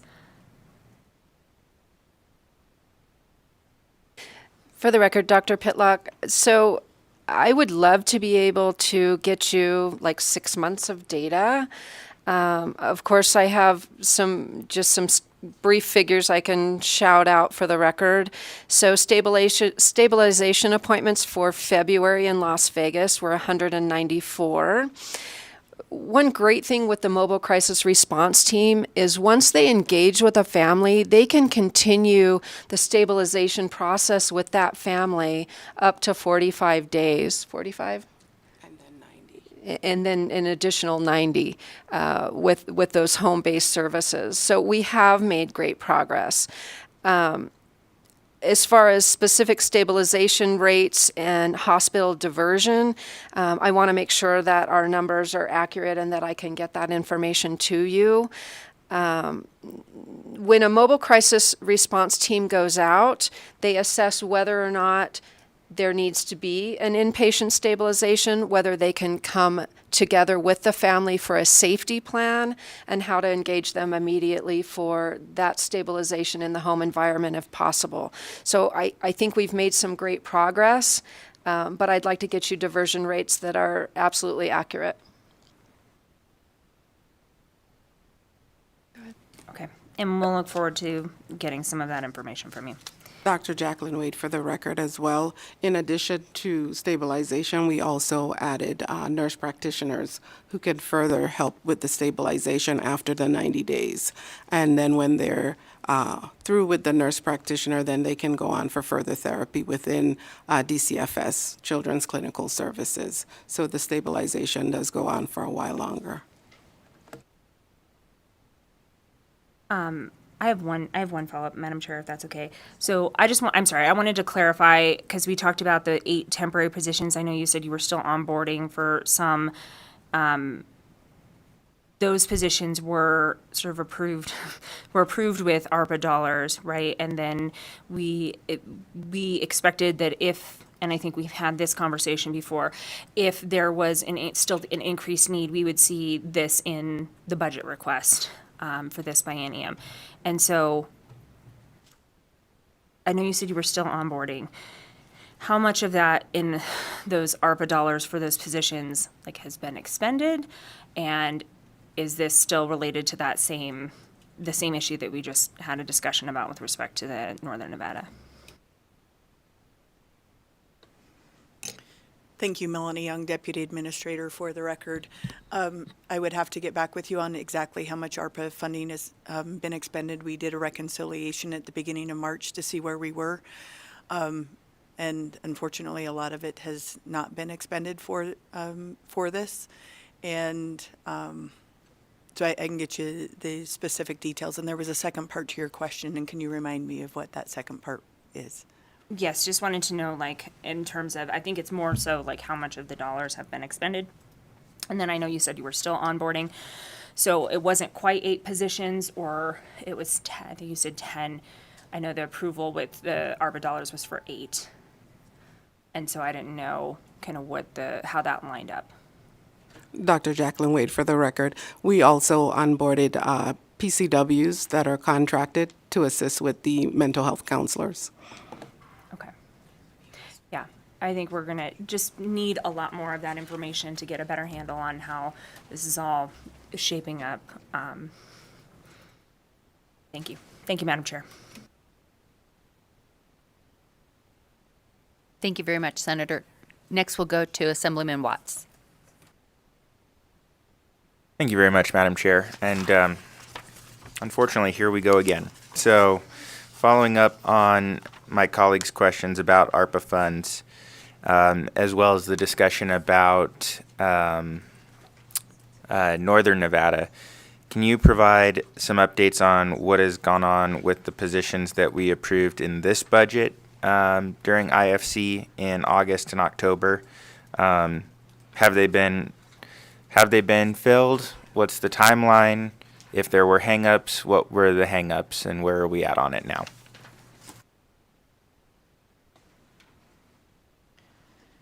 So Melanie Young, Deputy Administrator, for the record, repeating the similar conversation we had earlier, unfortunately, Assemblyman Watts. I don't believe we have filled any of our ARPA positions that were given to us at this point in time. And is that, again, because there were issues in getting the paperwork moved through the different agencies? Melanie Young, Deputy Administrator, for the record, yes. We did recruit for one position. There was a personnel technician position that was recruited for, and I know interviews were being conducted, and so that position could be filled at this point in time, but I'm not sure if they've actually started. The rest of the positions, there are some that have been established that we're working through recruiting for. Some positions we've had to try and move through under contract, and then there are some in the continuum of that process that I explained earlier. Thank you. I appreciate your honesty and taking responsibility for some of the issues that have happened on your agency's end, and I don't want to beat a dead horse too much. Clearly, it's unacceptable that our state is dropping the ball. I also recognize that it's not all on your agency, and I just, I think it's extremely disappointing that this body has, we have regular interim finance committee meetings to try and provide oversight. We ask agencies for updates on all these things, and we understand that a lot of our state HR systems, it's not even necessarily some of the policy processes that we have. It's literally our systems are not up to date enough, where we have multiple people that have to spend time chasing pieces of paper so that we can get people brought into state service to provide these critical needs. And again, we've invested substantial amounts of money to try and upgrade these systems, and at seemingly every part of the process, there has just been a failure. And so, again, I appreciate your honesty. I appreciate you taking responsibility for your role in this, and I hope that we get a plan together to get this straightened out as soon as possible. Thank you. Next, we'll go to Assemblywoman Monroe Moreno. Thank you, Madam Chair. I just have an easy question. I do, really. So you said you were able to fill some of the positions. I think one was a admin or a receptionist or something like that. Were you able to fill that position because that job description was already existing, so it didn't have to be established or created? So Melanie Young, Deputy Administrator, for the record, thank you, Assemblyman Monroe Moreno, for the question. So as I talked about in the NPD 19 process, it goes through a lot smoother if we have established identified criteria for a position, and HR is able to be like, yes, it meets this needs. Now when it there's some clarity information that HR needs to be able to establish that as the correct position. There's the back and forth between the agency and DHRM at that point in time to be able to make that position at its right level of specific job specifications. So the HR one was able to go through pretty smoothly. It was the MPD 19 was probably written by our HR folks and reviewed by HR folks, so it was pretty clear cut, and they have been able to recruit for that position and interview. Okay, so I lied. You just said something that I have another question, Madam Chair. So, for those other positions that we haven't been able to fill because they haven't been established yet, do you all have, like, what you need in those positions, right, already drafted that could assist HRM, and perhaps we could get those prioritized? Melanie Young, Deputy Administrator, for the record. On these processes, the forms were they were filled out in advance. So whenever we do set up a position, the MPD 19 is a part of that request. And that's the form that we submit. And they are going through the process. And DHRM was very helpful in last, I would say, October, November, when we were trying to set up these positions. They did fast track quite a few of them through for us. But then, the next step in the process, some of them were established and haven't been recruited for. Some of them were not established correctly within the two systems to be able to do what we need to do. And again, this is a very manual process. Thank you. Thank you, Madam Chair. You're very welcome. I have a couple questions, and it's regarding Decision Unit E 490 and 491, I believe is on slide 20. It was regarding the System of Care grant and the pediatric mental health care access. It's my understanding that those were meant to establish a system of care and build it out to increase access. So how will this work continue, given the positions have been eliminated? For the record, Cindy Pitlock, to you, Chair. So the System of Care staff has been working on just phenomenal things. They've established a rural respite pilot program, training and technical assistance to 1,379 individuals in fiscal year 21-22, direct services and supports to 524 youth, cross-collaboration with child-serving systems and counties to align policies, procedures, and service deliveries, the establishment of a youth peer support program with NAMI. They've also been working very hard on that Children's Oversight Authority, Behavioral Health Oversight Authority, to help formulate what we want that to look like in the state of Nevada. With the elimination of those positions, it will be very difficult for us to continue that work. To be honest, we will try to lean in on current staff as much as we can, look to other states for models that we may be able to pull over into Nevada with just a little bit of amending and tweaking to fit our state, but it certainly will have an impact on the build out of that project. Thank you for that answer. So I guess my question is, because there is a child mental health care crisis, does it make sense to eliminate those positions? Are there other grants that we can use to sustain this? For the record, Cindy Pitlock, to you, Chair. So we are going to apply for the 1-year no-cost extension that will take us out to September of 2024. But I do see a cliff after that period of time. We're always surfing for other grant opportunities, but I do see a drop in that service area if we're not able to maintain those positions in some meaningful way. Thank you, and I think I have one final question, maybe two, we'll see. So those positions that are filled, because it's my understanding that not all of 14 were filled, I think there was 5 vacant. Where are they going to go? For the record, Dr. Pitlock, to you, Chair. So we will make every opportunity available to work with the staff that are in those positions to find a similar position that suits their talents, skills, educational level, and interests. We do have vacancies across all of our programs. So the reality of someone actually being laid off and having no employment is probably pretty slim because of all of the vacancies that we're talking about today. So we will work with them as much as possible to land them in a position that is meaningful work for them. So I lied, I do have another question then.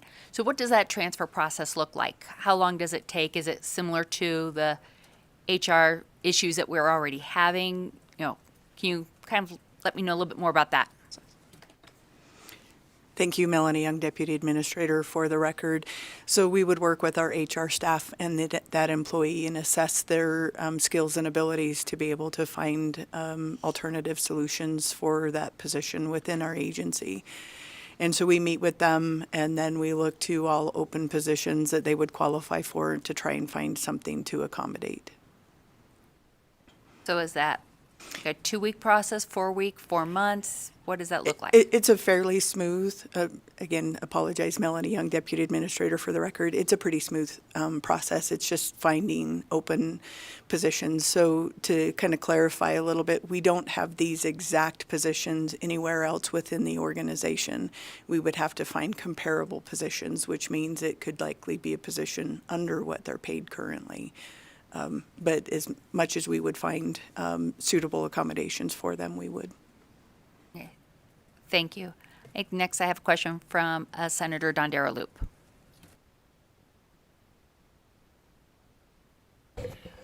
Thank you very much. This is just so much to process. Before I go to my question, one of the questions that I've been thinking about is how are we engaging our college students who may need hours or may be interested in this type of work, even high school students, which they may be too young to actually work in this system, but how are we engaging people on both sides, right? To come in and work on some of these, in some of these capacities where we're looking for people. Dr. Jacqueline Wade for the record. Thank you, Senator Dondero Loop.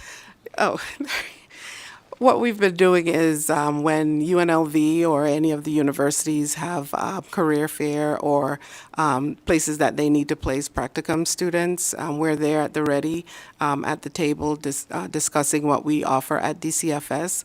And as far as clinical services that we provide within the division, we provide MFT if they want their clinical hours, we're able to provide that. We also partner with the medical school where we have residents and fellows come through and do their rotations. And recently we partnered with a nursing university who currently have students at one of our facilities doing their rotation in psych with children as well. So that's what we're doing right now to attract and to foster education and workforce development. Thank you so much. And with that, if the transferred positions and the new positions are approved, would the Desert Willow Treatment Center be staffed to meet all those patient acuity scenarios? Dr. Jacqueline Wade for the record. Thank you for the question, Senator Dondero Loop. Yes, it is believed that if there's the staffing requested are approved, it would help significantly in reducing what we're seeing at the detention centers and also in our correctional facilities or juvenile justice facilities. It would help, especially with those that have significant qualified mental health disorders and those that have externalizing behaviors. It would increase the staff-to-patient ratios from what we currently have. Thank you. And I just have one more quick question, Chair. The other question I have is, are we asking our staff that are doing the hard day-to-day work? I mean, I always feel like some of our best legislative ideas come from our constituents, right? When I was teaching, I always felt like some of the best ideas even came from newer teachers. Just because we've been in the system for a long time or we're administrators, sometimes we fail to actually see or recognize things that have happened or gone on. And I was just wondering if we were asking those people for any suggestions about whether it's to fill vacancies, whether it's how to be more expedient, whether it's to work with kids, like how are we infiltrating those ideas into the process? Thank you. For the record, Dr. Pitlock, the answer is yes. We absolutely are. I have a great example of how we're working with our juvenile justice facilities to get to yes on employees and not lose them in the process of waiting for a background check and waiting for fingerprints and waiting for all of these things. For example, if we're pretty sure we're going to be able to get to a yes and this is a qualified candidate, I'm working with them to bring the candidate on, have them start their training online, not ever see the whites of eyes of a youth until they meet all of those PREA requirements, and have them start that training, start those classes, all of those kinds of things, instead of waiting until all of those pieces of the puzzle all fit together perfectly, which can take weeks and weeks and weeks, because what we're finding is while we're waiting for all of those pieces of the puzzle to fit together, they've been waiting, unemployed, need to pay their bills, et cetera, and have moved on to something else in that process. So we are trying to find ways to get people on faster and get them onboarded faster. We are also talking to the programs, the people in the programs. They really have a morale problem right now. They truthfully see us leaning in on all of these contractors and bringing these contractors into their environment, and they feel there's a disparagement there. The contractors often make more money, have better choice of shifts, and all of those things that we have to provide contractors because they're contractors. And so our state employees would love to see nothing more than those people come on board full-time and be part of a full-time team. So as much as possible, we're engaging all of our programs in those discussions as well. Are the contract people ever retired people? For the record, Cindy Pitlock, through you, Chair, to you, Senator, yes. Yes, we try to get to yes in that way as well. We've engaged some people that have retired and are bringing them back on a contract basis. 20 hours a week is better than 0 hours a week. That's just math, right? And to bring people that are skilled and trained and love to work with youth, but perhaps don't want to do it full-time anymore, is certainly one way to strengthen our workforce. Thank you very much, and thank you, Madam Chair. You're very welcome. Next, we'll go to Senator Nguyen. Thank you. And Chair, I have several questions kind of on the same topic, if that's okay. I'm just wondering if you could provide just maybe some more details on the timeline for the completion of that hardening project for the Desert Willow Treatment Center. Dr. Jacqueline Wade, for the record, thank you for the question. Right now, it looks like the anticipated date for completion would be early spring of 2024. It's 2024 now? I know at one point it was 2025. So is that an update? Well, it probably is 2025 for the full completion to start bringing in all the staff, but we have several timelines with the hardening. Okay. So, thank you. And then when we're talking about the hardening project in particular, how many beds would need to remain vacant to manage? How many people are going to be displaced? How many kids?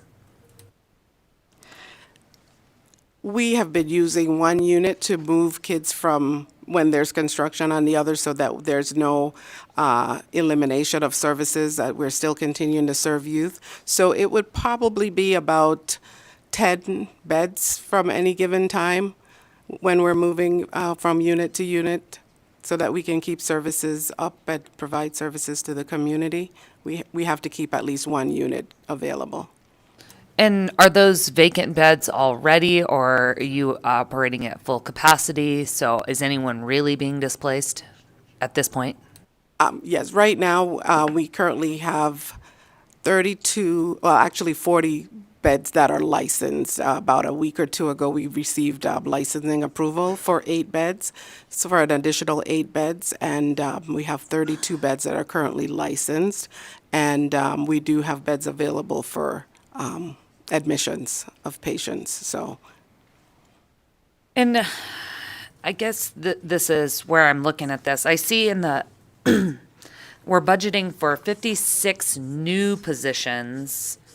You know, obviously in addition to those 22 transferred positions, and those 56 new positions are scheduled to start on October 1st of 2023. When this Desert Willow Treatment Center construction isn't even completed until March 2025 for the full completion. So are we just already down those 56 like people and that's why we need them to start like almost immediately? Or can you kind of describe that? I'm just curious. For the record, Dr. Pitlock, through you, Chair. So the short answer is yes. So our current census, I think I looked yesterday, was 17. We have the ability to add more youth into our service array if we could staff it appropriately and safely. Remember, this is a 24/7, 365 service array that requires safe staffing. And while I understand the question of, why do you need all of this now if perhaps we could defer it later? First of all, we definitely are not safely staffed as it is to fully open the beds that we can now. Secondly, it takes quite a length of time to get people trained in handle with care training, onboarded, fingerprinted, background checked, etc. I would also love to see those reliable staff come on board as full-time state staff, if possible. So hopefully some of those positions, we could just swipe those reliable staff right up if we could incentivize them in some way to come join the team. Is this a similar ratio, the 1-8 and 1-16, or is this completely different? Dr. Jacqueline Wade, for the record, yes, the ratio is significantly different. We've noticed that in 4 or 5 years ago, the staffing that we currently had was inadequate and ineffective in providing safety to the youth that are currently coming into Desert Willow. We're getting quite a few kids with high acuity, the externalizing behaviors of aggression or assaultive behaviors, nonetheless, that need psychiatric care. And our correctional facilities are not able our juvenile justice facilities are not able to manage those kids that have a bona fide qualified psychiatric diagnosis. So what we've noticed is if we have staff that are currently out for injury, FMLA, or if kids have to be on a 1-to-1 for precautionary measures or a 2-to-1, it does take away from the staffing ratios. We do have a partnership with CCSD, Clark County School District, that is in Desert Willow, and we have always staffed with 1 mental health technician. We're looking at putting in at least 2 to 3 in those classrooms to help with the teachers that are in those classrooms. In addition to that, if someone is in the quiet room or if they need to go, we have, when there's a management that needs to be done, de-escalation management. Sometimes you need 4 or 5 staff if a code is called and they have to respond to another unit, leaving the current unit understaffed. So these are things that we've noticed over the years that were ineffective when it came to managing the facility, and the increase in acuity and unprecedented externalizing behaviors that we're seeing.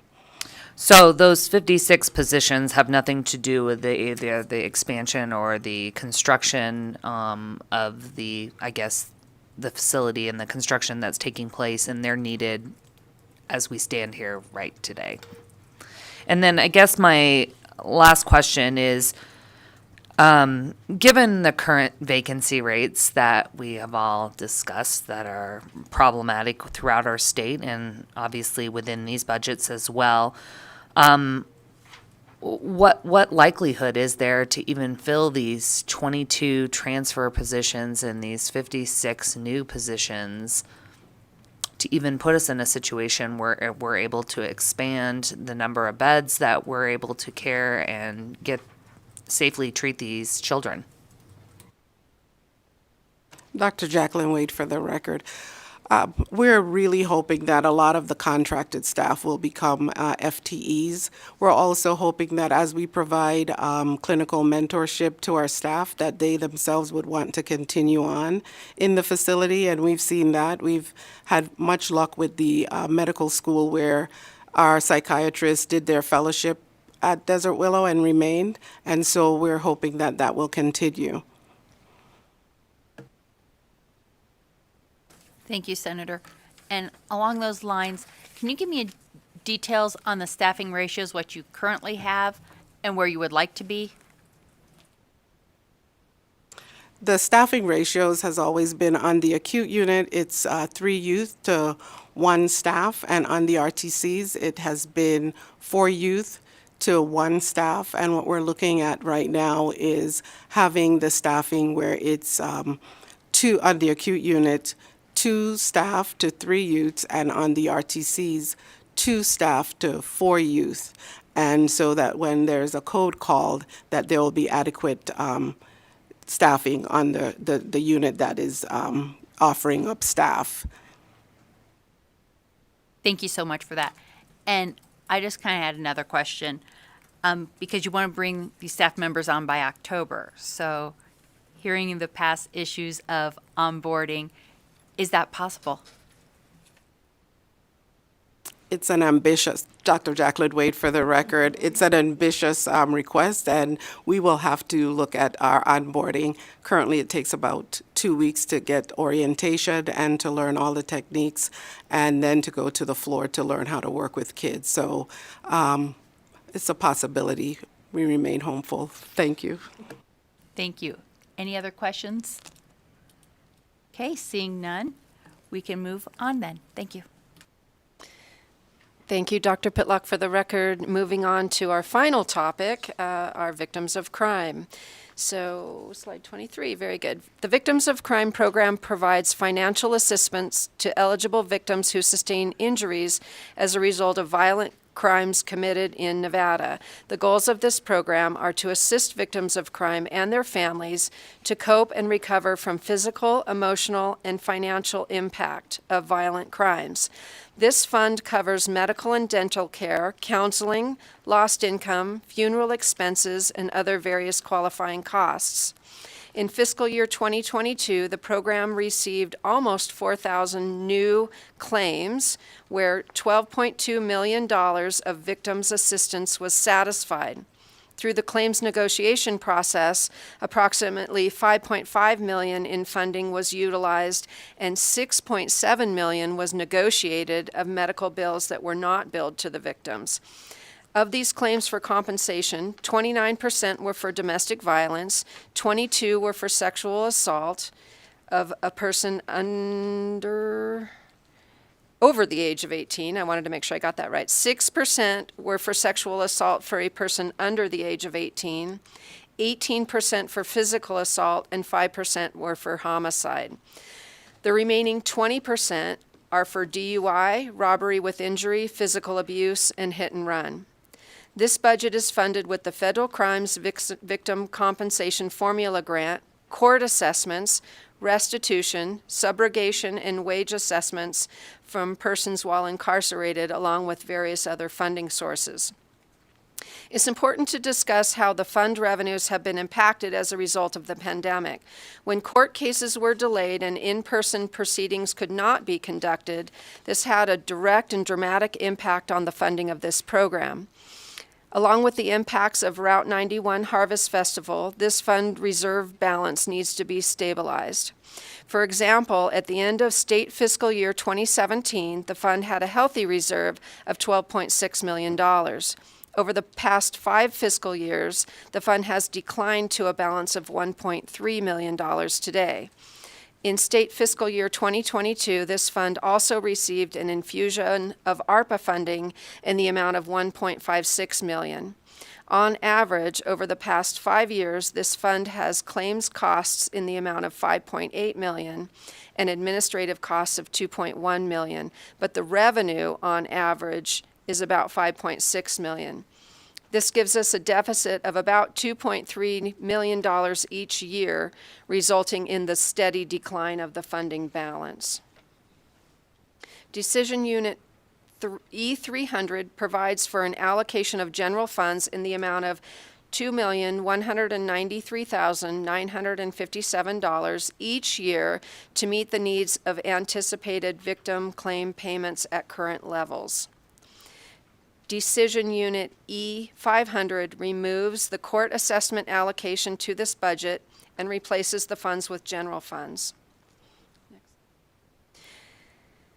These 2 decision units add resources to be able to address victims and services being provided.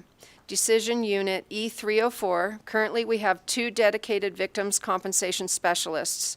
With the volume of claims being submitted to the program, we have identified a need for 1 additional victims' compensation specialist.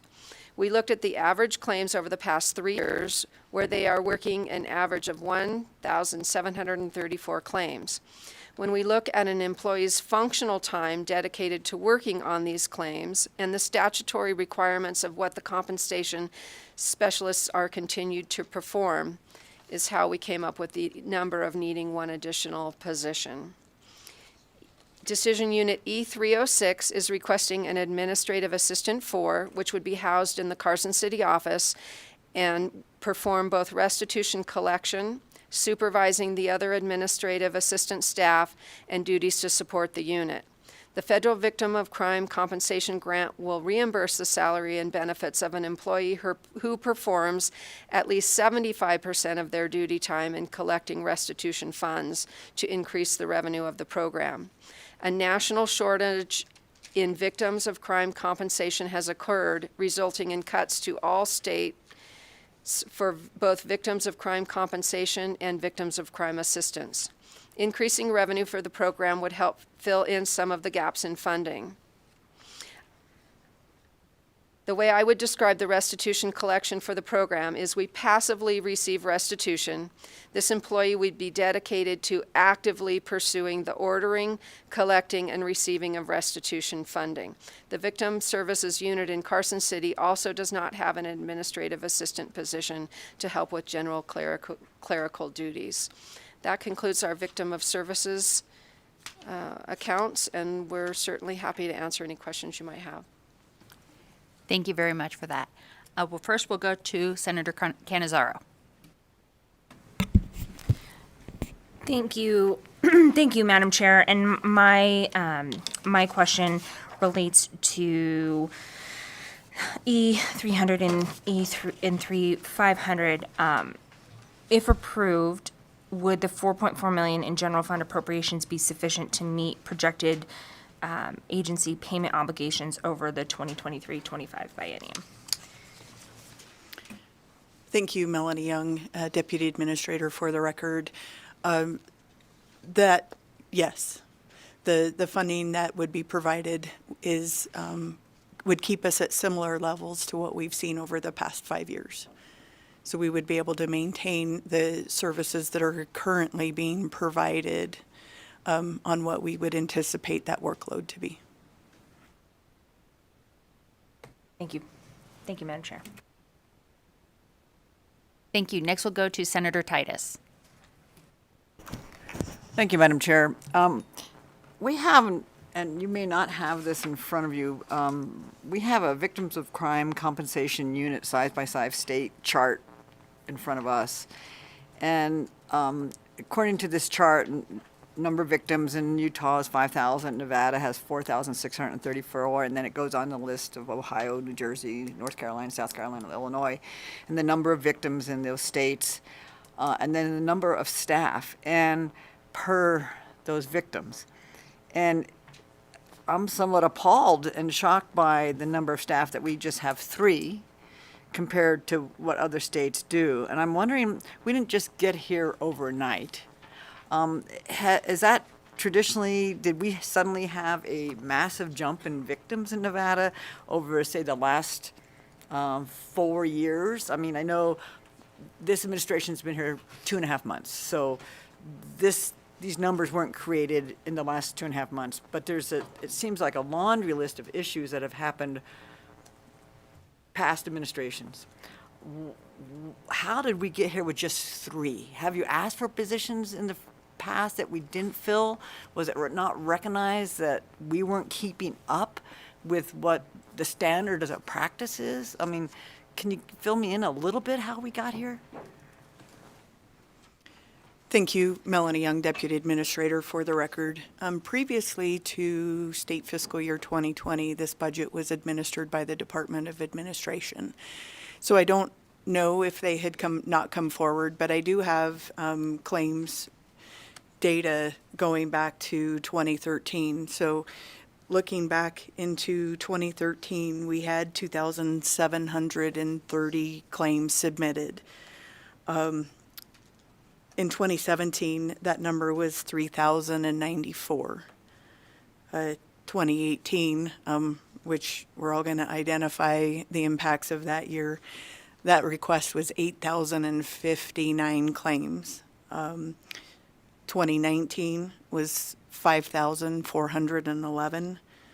In 2020, 2021, and 22, or 20 and 21, we were about 3,200. And we are now seeing, again, a spike of 3,900 claims in 2022. So I'm not sure if the claims in 2022 are an anomaly or if that's going to be carrying forward a trend. I'm not sure. A follow-up, Madam Chair? And so along that, so thank you for that clarification. So obviously our claims went up. The positions number of staff, so the 3 that you have there.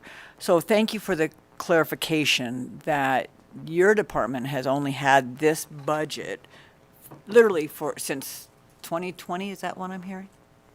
Melanie Young, Deputy Administrator, that's correct, 2020. But you have had 3 years to look at that, and you have not asked for any additional staff? Melanie Young, Deputy Administrator, not to my knowledge. Okay. Thank you for that clarification. Thank you, Madam Chair, for the question. Very welcome, Senator. Next, we'll go to Assemblyman Watts. Thank you, Madam Chair. I'd like to follow up on that. The numbers are striking, although they're honestly not surprising because our state has a history of being late or even last to the game when it comes to investing in a whole host of services and programs. One of the things I wanted to dig in a little bit on this, you talked about kind of the overall number of claims and you know, the number of staff. What's the time that it takes to process a claim from start to finish? And I guess to my colleague's question, are there any kind of best practices? Do you know of any comparisons to other states? Kind of where are we at? Because again, based on these numbers, it seems like there's quite a bit on the plate of the staff that we do have.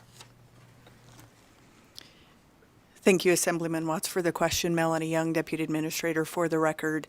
The time that it takes to process a claim, it varies, and it varies by complexity. As you can imagine, a victim of a certain crime could come forward and have many needs to be addressed. So right now, in fiscal year 2022, of the 3,911 claims that were submitted, it took our compensation specialist about a day and a half on average to approve the claim. So basically, that's when a person submits the claim, they review all the documentation and verify the claim is ineligible for the services.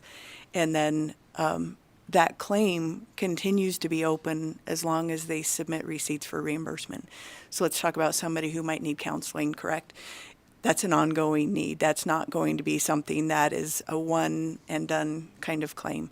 So not only in 2022 did we have 3,900 new claims come in the door, we are carrying a workload of 2,891 ongoing claims. So there is some complexity in determining, how long it takes to process. Again, I'm going to add to the conversation on staffing. We've had a turnover in staff, and so that number, I don't know what it exactly is taking today, but that number of a day and a half to approve a claim for eligibility services in this program has increased. Thank you. Follow up briefly? Thank you. I appreciate that, and again, that initial approval sounds great, but I think it would just be helpful if you could provide maybe a little bit of additional follow-up information to us offline around these timelines and how the timelines, the caseload, the kind of service provision particularly how do those stack up against some other states that provide some of these services? And again, if there's any best practices or targets that we should be aiming for as we evaluate both your current staff and the proposed increase moving forward. Thank you. Thank you. Thank you very much, Assemblyman. Any other questions? Okay, seeing none, then we will close the budget hearing. Thank you very much.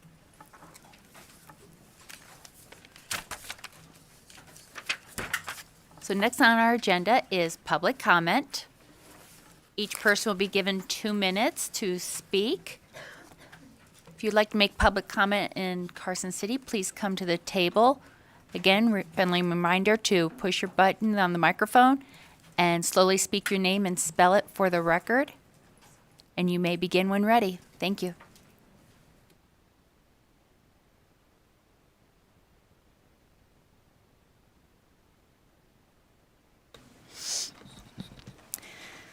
Good morning, Madam Chair, members of the committee. My name is Tanil Pereira, Tennille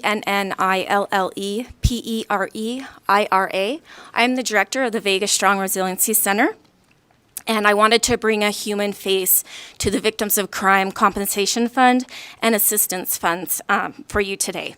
I'm going to share a story about a gentleman I'm going to refer to as Reginald. Reginald was shot in the face by his landlord, and he witnessed his 2 closest friends and roommates shot to death as they attempted to flee. Reginald was taken to the hospital where he spent several months recovering. Once discharged, he found himself homeless with no support system. Thankfully, the Resiliency Center had recently hired an advocate under the Victims of Crime Application Grant. The advocate was able to expedite the Victims of Crime Compensation application by collaborating on-site with a representative and through an established process with Las Vegas Metro Police Department. From there, he was assisted with housing and basic necessities. Reginald wanted to ensure he had access to all of the criminal proceedings, but had not been contacted by the DA's office and had already missed a hearing. He was born deaf, and he had facial injuries now that left him unable to speak. He was worried his disability would prevent his participation. The advocate overcame these barriers by using special relay services for American Sign Language. The advocate worked with the district attorney victim advocate to make sure that his communication barriers would be removed. Further, they were able to find an American Sign Language competent therapist who was going to accept the Victims of Crime compensation as payment. These types of services were either non-existent or kind of scattered around before the resiliency came into place. But without the funds to fund these special programs, Reginald would have been left homeless and trying to navigate a system with extreme barriers. And there are a couple other things, some of your questions before coming to the numbers. If there are a couple of things that the Resiliency Center... 2 minutes. Okay, sorry. Thanks. Thank you. Chair, members of the committee, Jonathan Norman, NORMAN. I'm with the Nevada Coalition of Legal Service Providers, which includes Legal Aid Center in the South and Northern Nevada Legal Aid, which are pertinent to this discussion because we represent kids in foster care, which are kind of at the epicenter of the children's mental health crisis. I had prepared remarks, but I thought this committee did such a great job at answering asking a lot of the questions that I would have asked or comments that I would have made, that I really could just cut and paste, those questions and answers and have those be our comments as the legal service providers. I did want to point out that it's not just kids in foster care. Like, this impacts our whole community. So when families are seeking services, we have to consider child welfare shouldn't be the entry point for mental health services. We should have a robust mental services health array so that those families aren't forced into child welfare in order to receive services. When I think of the service array, I think of a ladder. And, when we're missing points on that ladder, we're asking kids to step without a rung, right? And it's how many rungs are we missing? And some of the kids are going to Spider-Man it, and they're going to land if they're missing like 2 or 3 rungs, but a lot of them aren't. And it means all the work they did at that higher level of care, it doesn't matter because they drop back down because we're missing rungs. I also specifically in the budget, I was concerned about the 14 positions, which I think was raised. I was also concerned about the needs of CSEC youth in our state. They have much higher needs than typical youths who suffer other types of abuse and neglect. And then finally, I do want to say, and I think it should be acknowledged, I mean, this was a pretty tough hearing with tough questions, but I think the state, everybody gets it, right? Everybody's on the same page, whether that's Dr. Pitlock and her team or the county. And I really believe that the team that's been meeting for the last year has the best interest of kids at heart. I think this committee gets it. And so I do want to, even though there were a lot of hard things that were depressing, I think the players in the room get it and I think are working together. So I want to acknowledge that and say I appreciate that from the state and from the county and from this committee. So thank you. Thank you for your comments. Please go ahead when ready.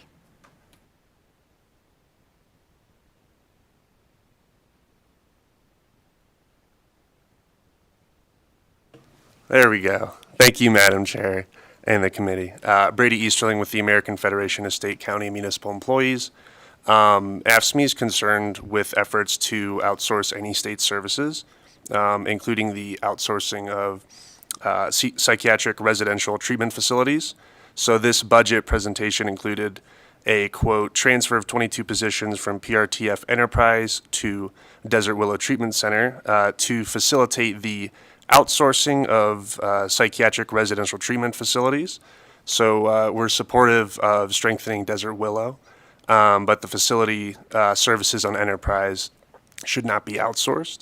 And we believe that core public services should stay in the public sector. So AFSCME is opposed to outsourcing positions in the facility on Enterprise and any other facilities. Thank you very much. Please go ahead when ready.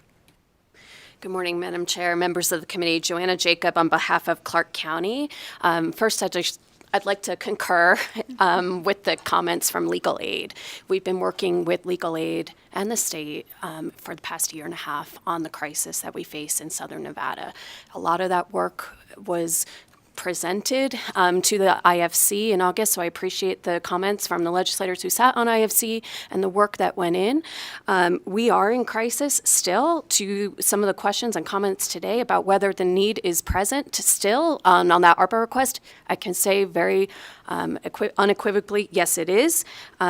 Since August 2021, we have had 141 families surrender their kids to Clark County because of unmet mental health needs. So to put a human face on that, about kids falling through the crack and families not being able to find services, that is actually exactly what Mr. Norman said, is that they're using the child welfare system to address a community need, and that is definitely not something that we want to see. It is happening, and we need to take action. We have taken action. I want to give a good update on the ARPA funding. We did collaborate with the state, and we are leasing 2 facilities, the Oasis facilities that were not discussed here today, but report back on that. Clark County recruited providers. One of those homes is being used for that group level of care for kids with intellectual disabilities. That was helped us to get those kids out of our shelter, which is Child Haven. It is full. We opened up our second home, which is the QRTP for kids who really need that level of care. It is actually open, and we are serving, I think I'll give an update on that. We have about 4 kids there, I believe, and it is open. So when Dr. Pitlock talked about that QRTP model, we are pursuing legislation on that, and that's what we are trying to do. I want to say that that mid-level rung that Jonathan spoke to about catching kids as they discharge from the highest level of care before they can transition back to their families is so important.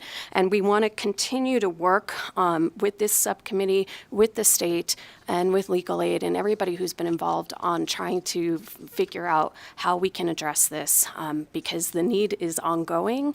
And we are concerned about these timelines that we heard today because it impacts Clark County, our Child Haven shelter, when the state services are not there. Where our doors are open, our staff is doing this. We are providing the staffing ratio, and so it is a very real impact for us. So thank you very much for your attention to this issue, for your comments today, and we will continue to work with everybody on this issue. Thank you. Thank you very much for your comments. Please go ahead. Good morning, Madam Chair, members of the committee. Leah Case, Leacase, here today on behalf of NAMI, the National Alliance on Mental Illness Nevada chapter, and the Children's Advocacy Alliance, and a hint of the Nevada Psychiatric Association, all three in the mental health field. Just ditto to the comments that came before us. We have been working with the Children's Advocacy Alliance and the state on children's mental health for several years now. If anybody needs a pick-me-up from this meeting, I would recommend watching the October 2022 IFC hearing, where millions of dollars were invested into children's mental health care. It was an astonishing moment for our state.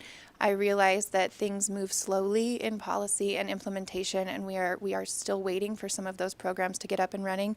But that is the ladder that was mentioned earlier, and I love that phrase.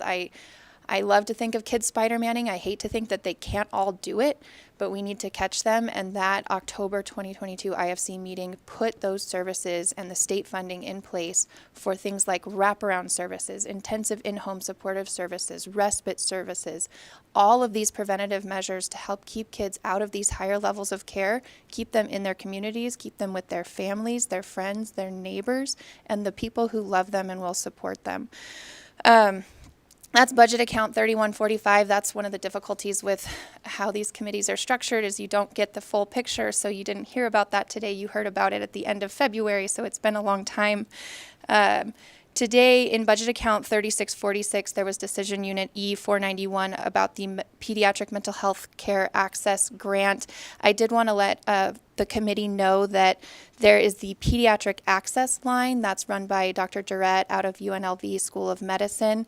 That is a free provider-to-provider consultation line. So if your child is at the pediatrician's office and the pediatrician says this is a mental health crisis, they can then call this access line and consult almost immediately, Monday through Friday, 9 to 5, with a child and adolescent psychiatrist and help get that kid stabilized. We recognize there is a shortage. There are numerous bills in place in this legislative session working to address that provider shortage as well.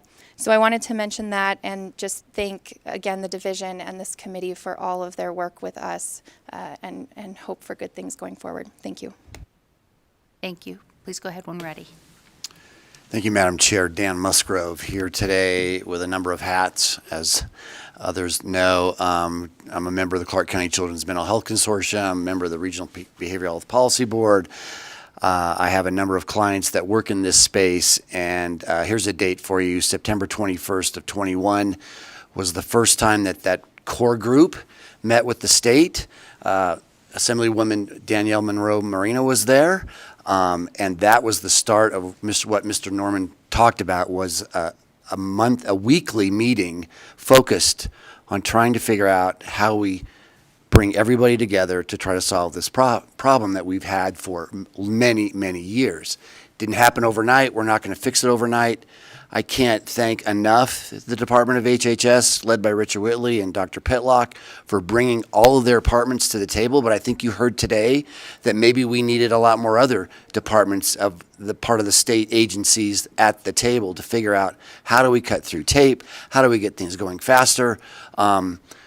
The previous administration had a provider summit, I think it was in April of last year, where we had thousands of people who came and folks from out of state who were willing to come to Nevada, and we created this master services agreement where a couple of my clients put in all the information and met all the guidelines to maybe be a vendor for the state in this space. And we thought that with the ARPA dollars that maybe that we could go to that list of folks and figure out who we could grab to get those monies on the street as fast as we could, and I think it just ran into roadblocks that we are hearing about today. And I think this new administration ought to be working with all of us to figure out how can we get the help that every family and child that are stuck on that great analogy of the rung and Spider-Man, and get the help that everyone needs. So I thank this committee for the excellent questions and your attention to all of this over the years. And again, I've been doing this for too long to mention, but as Mr. Norman said, everyone's trying to get there. And we just need the help in figuring out what the fastest way we can is. And I don't think there's anybody in this room that doesn't want to get there. It's just the state of Nevada and all the things that we've been dealing with for very, very many years. So I just thank this committee again for believing in what we need to do for children's mental health. And as an advocate and someone who wants some of my companies to be able to come into this state and do some great work, let's just get it done. And thank you again for your attention today and excellent questions. Thank you. Is there anyone else in Carson City who would like to testify in public comment? Okay, seeing none. I see some people in Las Vegas. Would any of you like to? And as you're coming down, I will remind people if you would like to phone in, that number is 888-475-4499. And the meeting ID is 862-359-67338. In Las Vegas, you can begin when ready. Thank you. Good morning, Madam Chair and committee members. For the record, my name is Kimberly Abbott, ABBOTT. I'm the Mental Health Initiatives Manager at the Children's Attorneys Project at the Legal Aid Center of Southern Nevada. Representing Southern Nevada's most vulnerable youth, unfortunately, we have a front row seat to the children's mental health crisis and the harm that it's causing for children and families. I've spent many, many hours in the last 2 years collaborating with our stakeholders here in Clark County and working with our partners at the various state agencies, brainstorming, innovating, hashing through, and trying to find ways around barriers. Many barriers, mind-boggling barriers, many of those you heard a touch on today, and trying to come up with a plan to build out a full, robust continuum of care to meet the mental health needs of all the children in our state. I would be remiss if I didn't acknowledge the hard work of DCFS and particularly the passion and dedication of Dr. Pitlock to improve our system of care. The kinds of tough questions that were asked of her and her team today are the kind that she answers for us almost every Monday in those meetings that Mr. Musgrove referenced. We put her through her paces and she comes back and takes that hot seat again and again with a smile and a can-do attitude. So for that, we are grateful. But I'm here today to urge you to give her the tools she needs to do this work that is nearly insurmountable. We are essentially asking her and her team to build out a full array of services almost from the ground up. And we have concerns about the staffing and administrative resources needed to do that. And you heard some of those concerns about the cutting of positions of the Mental Health Authority and the system of care. Additionally, a really important issue that came up in the comments that wasn't discussed much today was the need for funding for building out the full array of intensive in-home and community-based services. If you have not read the DOJ report or you haven't read it in a while, I urge you to read it cover to cover and consider those things as you make funding allocations because it's a crucial need in our community.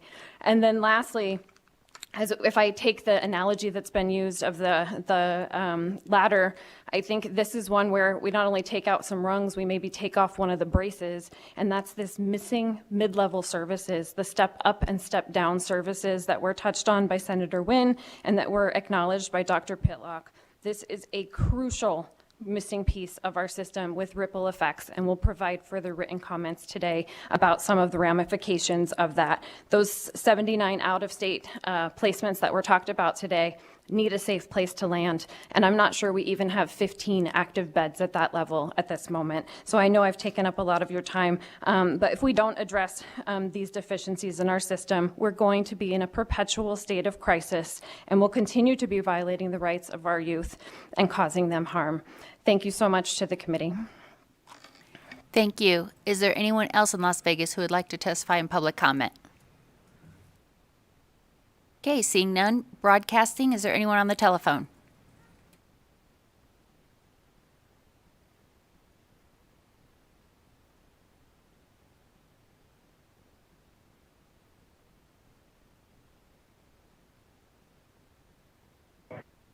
Yeah. Hello, committee and assembly. Let's pray real quick for the children in public comment. Dear Heavenly Father, I pray that you would open the windows of heaven and pour out the money upon these hurting children in Las Vegas and across this whole state. And I pray that you would remove any legislators getting in your way of loving these children. And we pray for all those that have come here voluntarily of their own time. In Jesus' name we pray. Amen. Thank you. And caller, could you say your name I'm for here the to talk to record? you guys to just, my name is John Carlo, for the record. And I'm calling just to say that I think as a state we're failing our children. We need to look into the assistant district attorney's office. This dear woman has told me that she's been promised a new filing system for like 10 years, and she is so backed up that she can't even process all the claims that are coming in. We need to look into NRS 392, which prohibits the public school from corporal punishment. I wonder how many good legislators are sitting today that were spanked as a child. I was spanked in the state of North Carolina by one of the best principals I ever had. And we need to get back. You look at the numbers, 8,000 claims in 2018. Some of these kids don't have parents to discipline them. But we need to get back to corporal punishment because God is definitely for that. And also look at the asset forfeiture laws that allow millions of dollars in funding. But and we need to have more meetings on children. This meeting is not going to be enough. We need to focus more on the kids with our education. We're last place in education. I mean, we're just failing the kids. We have to put the kids first in the state of Nevada. God loves Thank the you very children. much, caller. You have reached your 2 minutes. Thank you for your testimony. Broadcasting, do we have someone else on the line? If you would like to provide public comment, please press *9 now to take your place in the queue.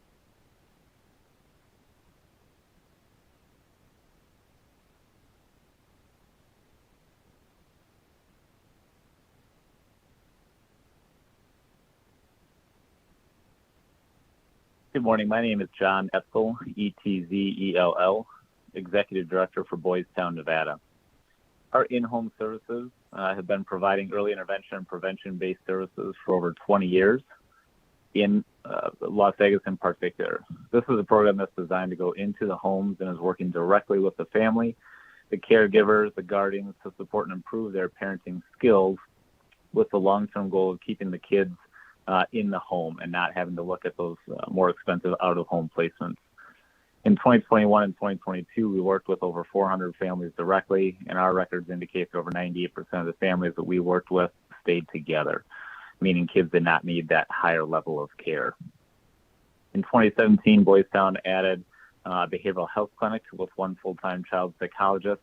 In the last 5.5, 6 years, we've grown to 4 full-time child psychologists and reached partnerships with UNLV and have got a minimum of 2 or 3 of their externs working with us on an annual basis. Every year we're seeing over 400 kids, and we are also starting to do autism testing as well, which is a significant need here in Las Vegas, often with wait times reaching anywhere from 12 to 18 months before kids are able to get into services. I'm proud to say that Boys Town has worked hard to get our providers ready to provide those testing so kids are able to get the services they need at a younger age. Investing in prevention-based services will continue to reduce the need for higher levels of care in the great state of Nevada. We are appreciative of this committee's work to increase funding in these critical services, and I appreciate all the folks who have spoken before me and would echo and ditto their comments. Thank you very much. Thank you. Broadcasting next caller, please. Chair, there are no additional callers at this time. Thank you very much. With that, we will close public comment. I'd like to thank Administrator Pitlock and your team for your presentation today. Mr. Franz for coming up surprisingly and elaborating on some of the presentation as well. We do appreciate everything you're doing and look forward to working together to make sure that we're serving the children of Nevada. And with that, everyone, be nice to everyone out there and have a good rest of the day. We are adjourned.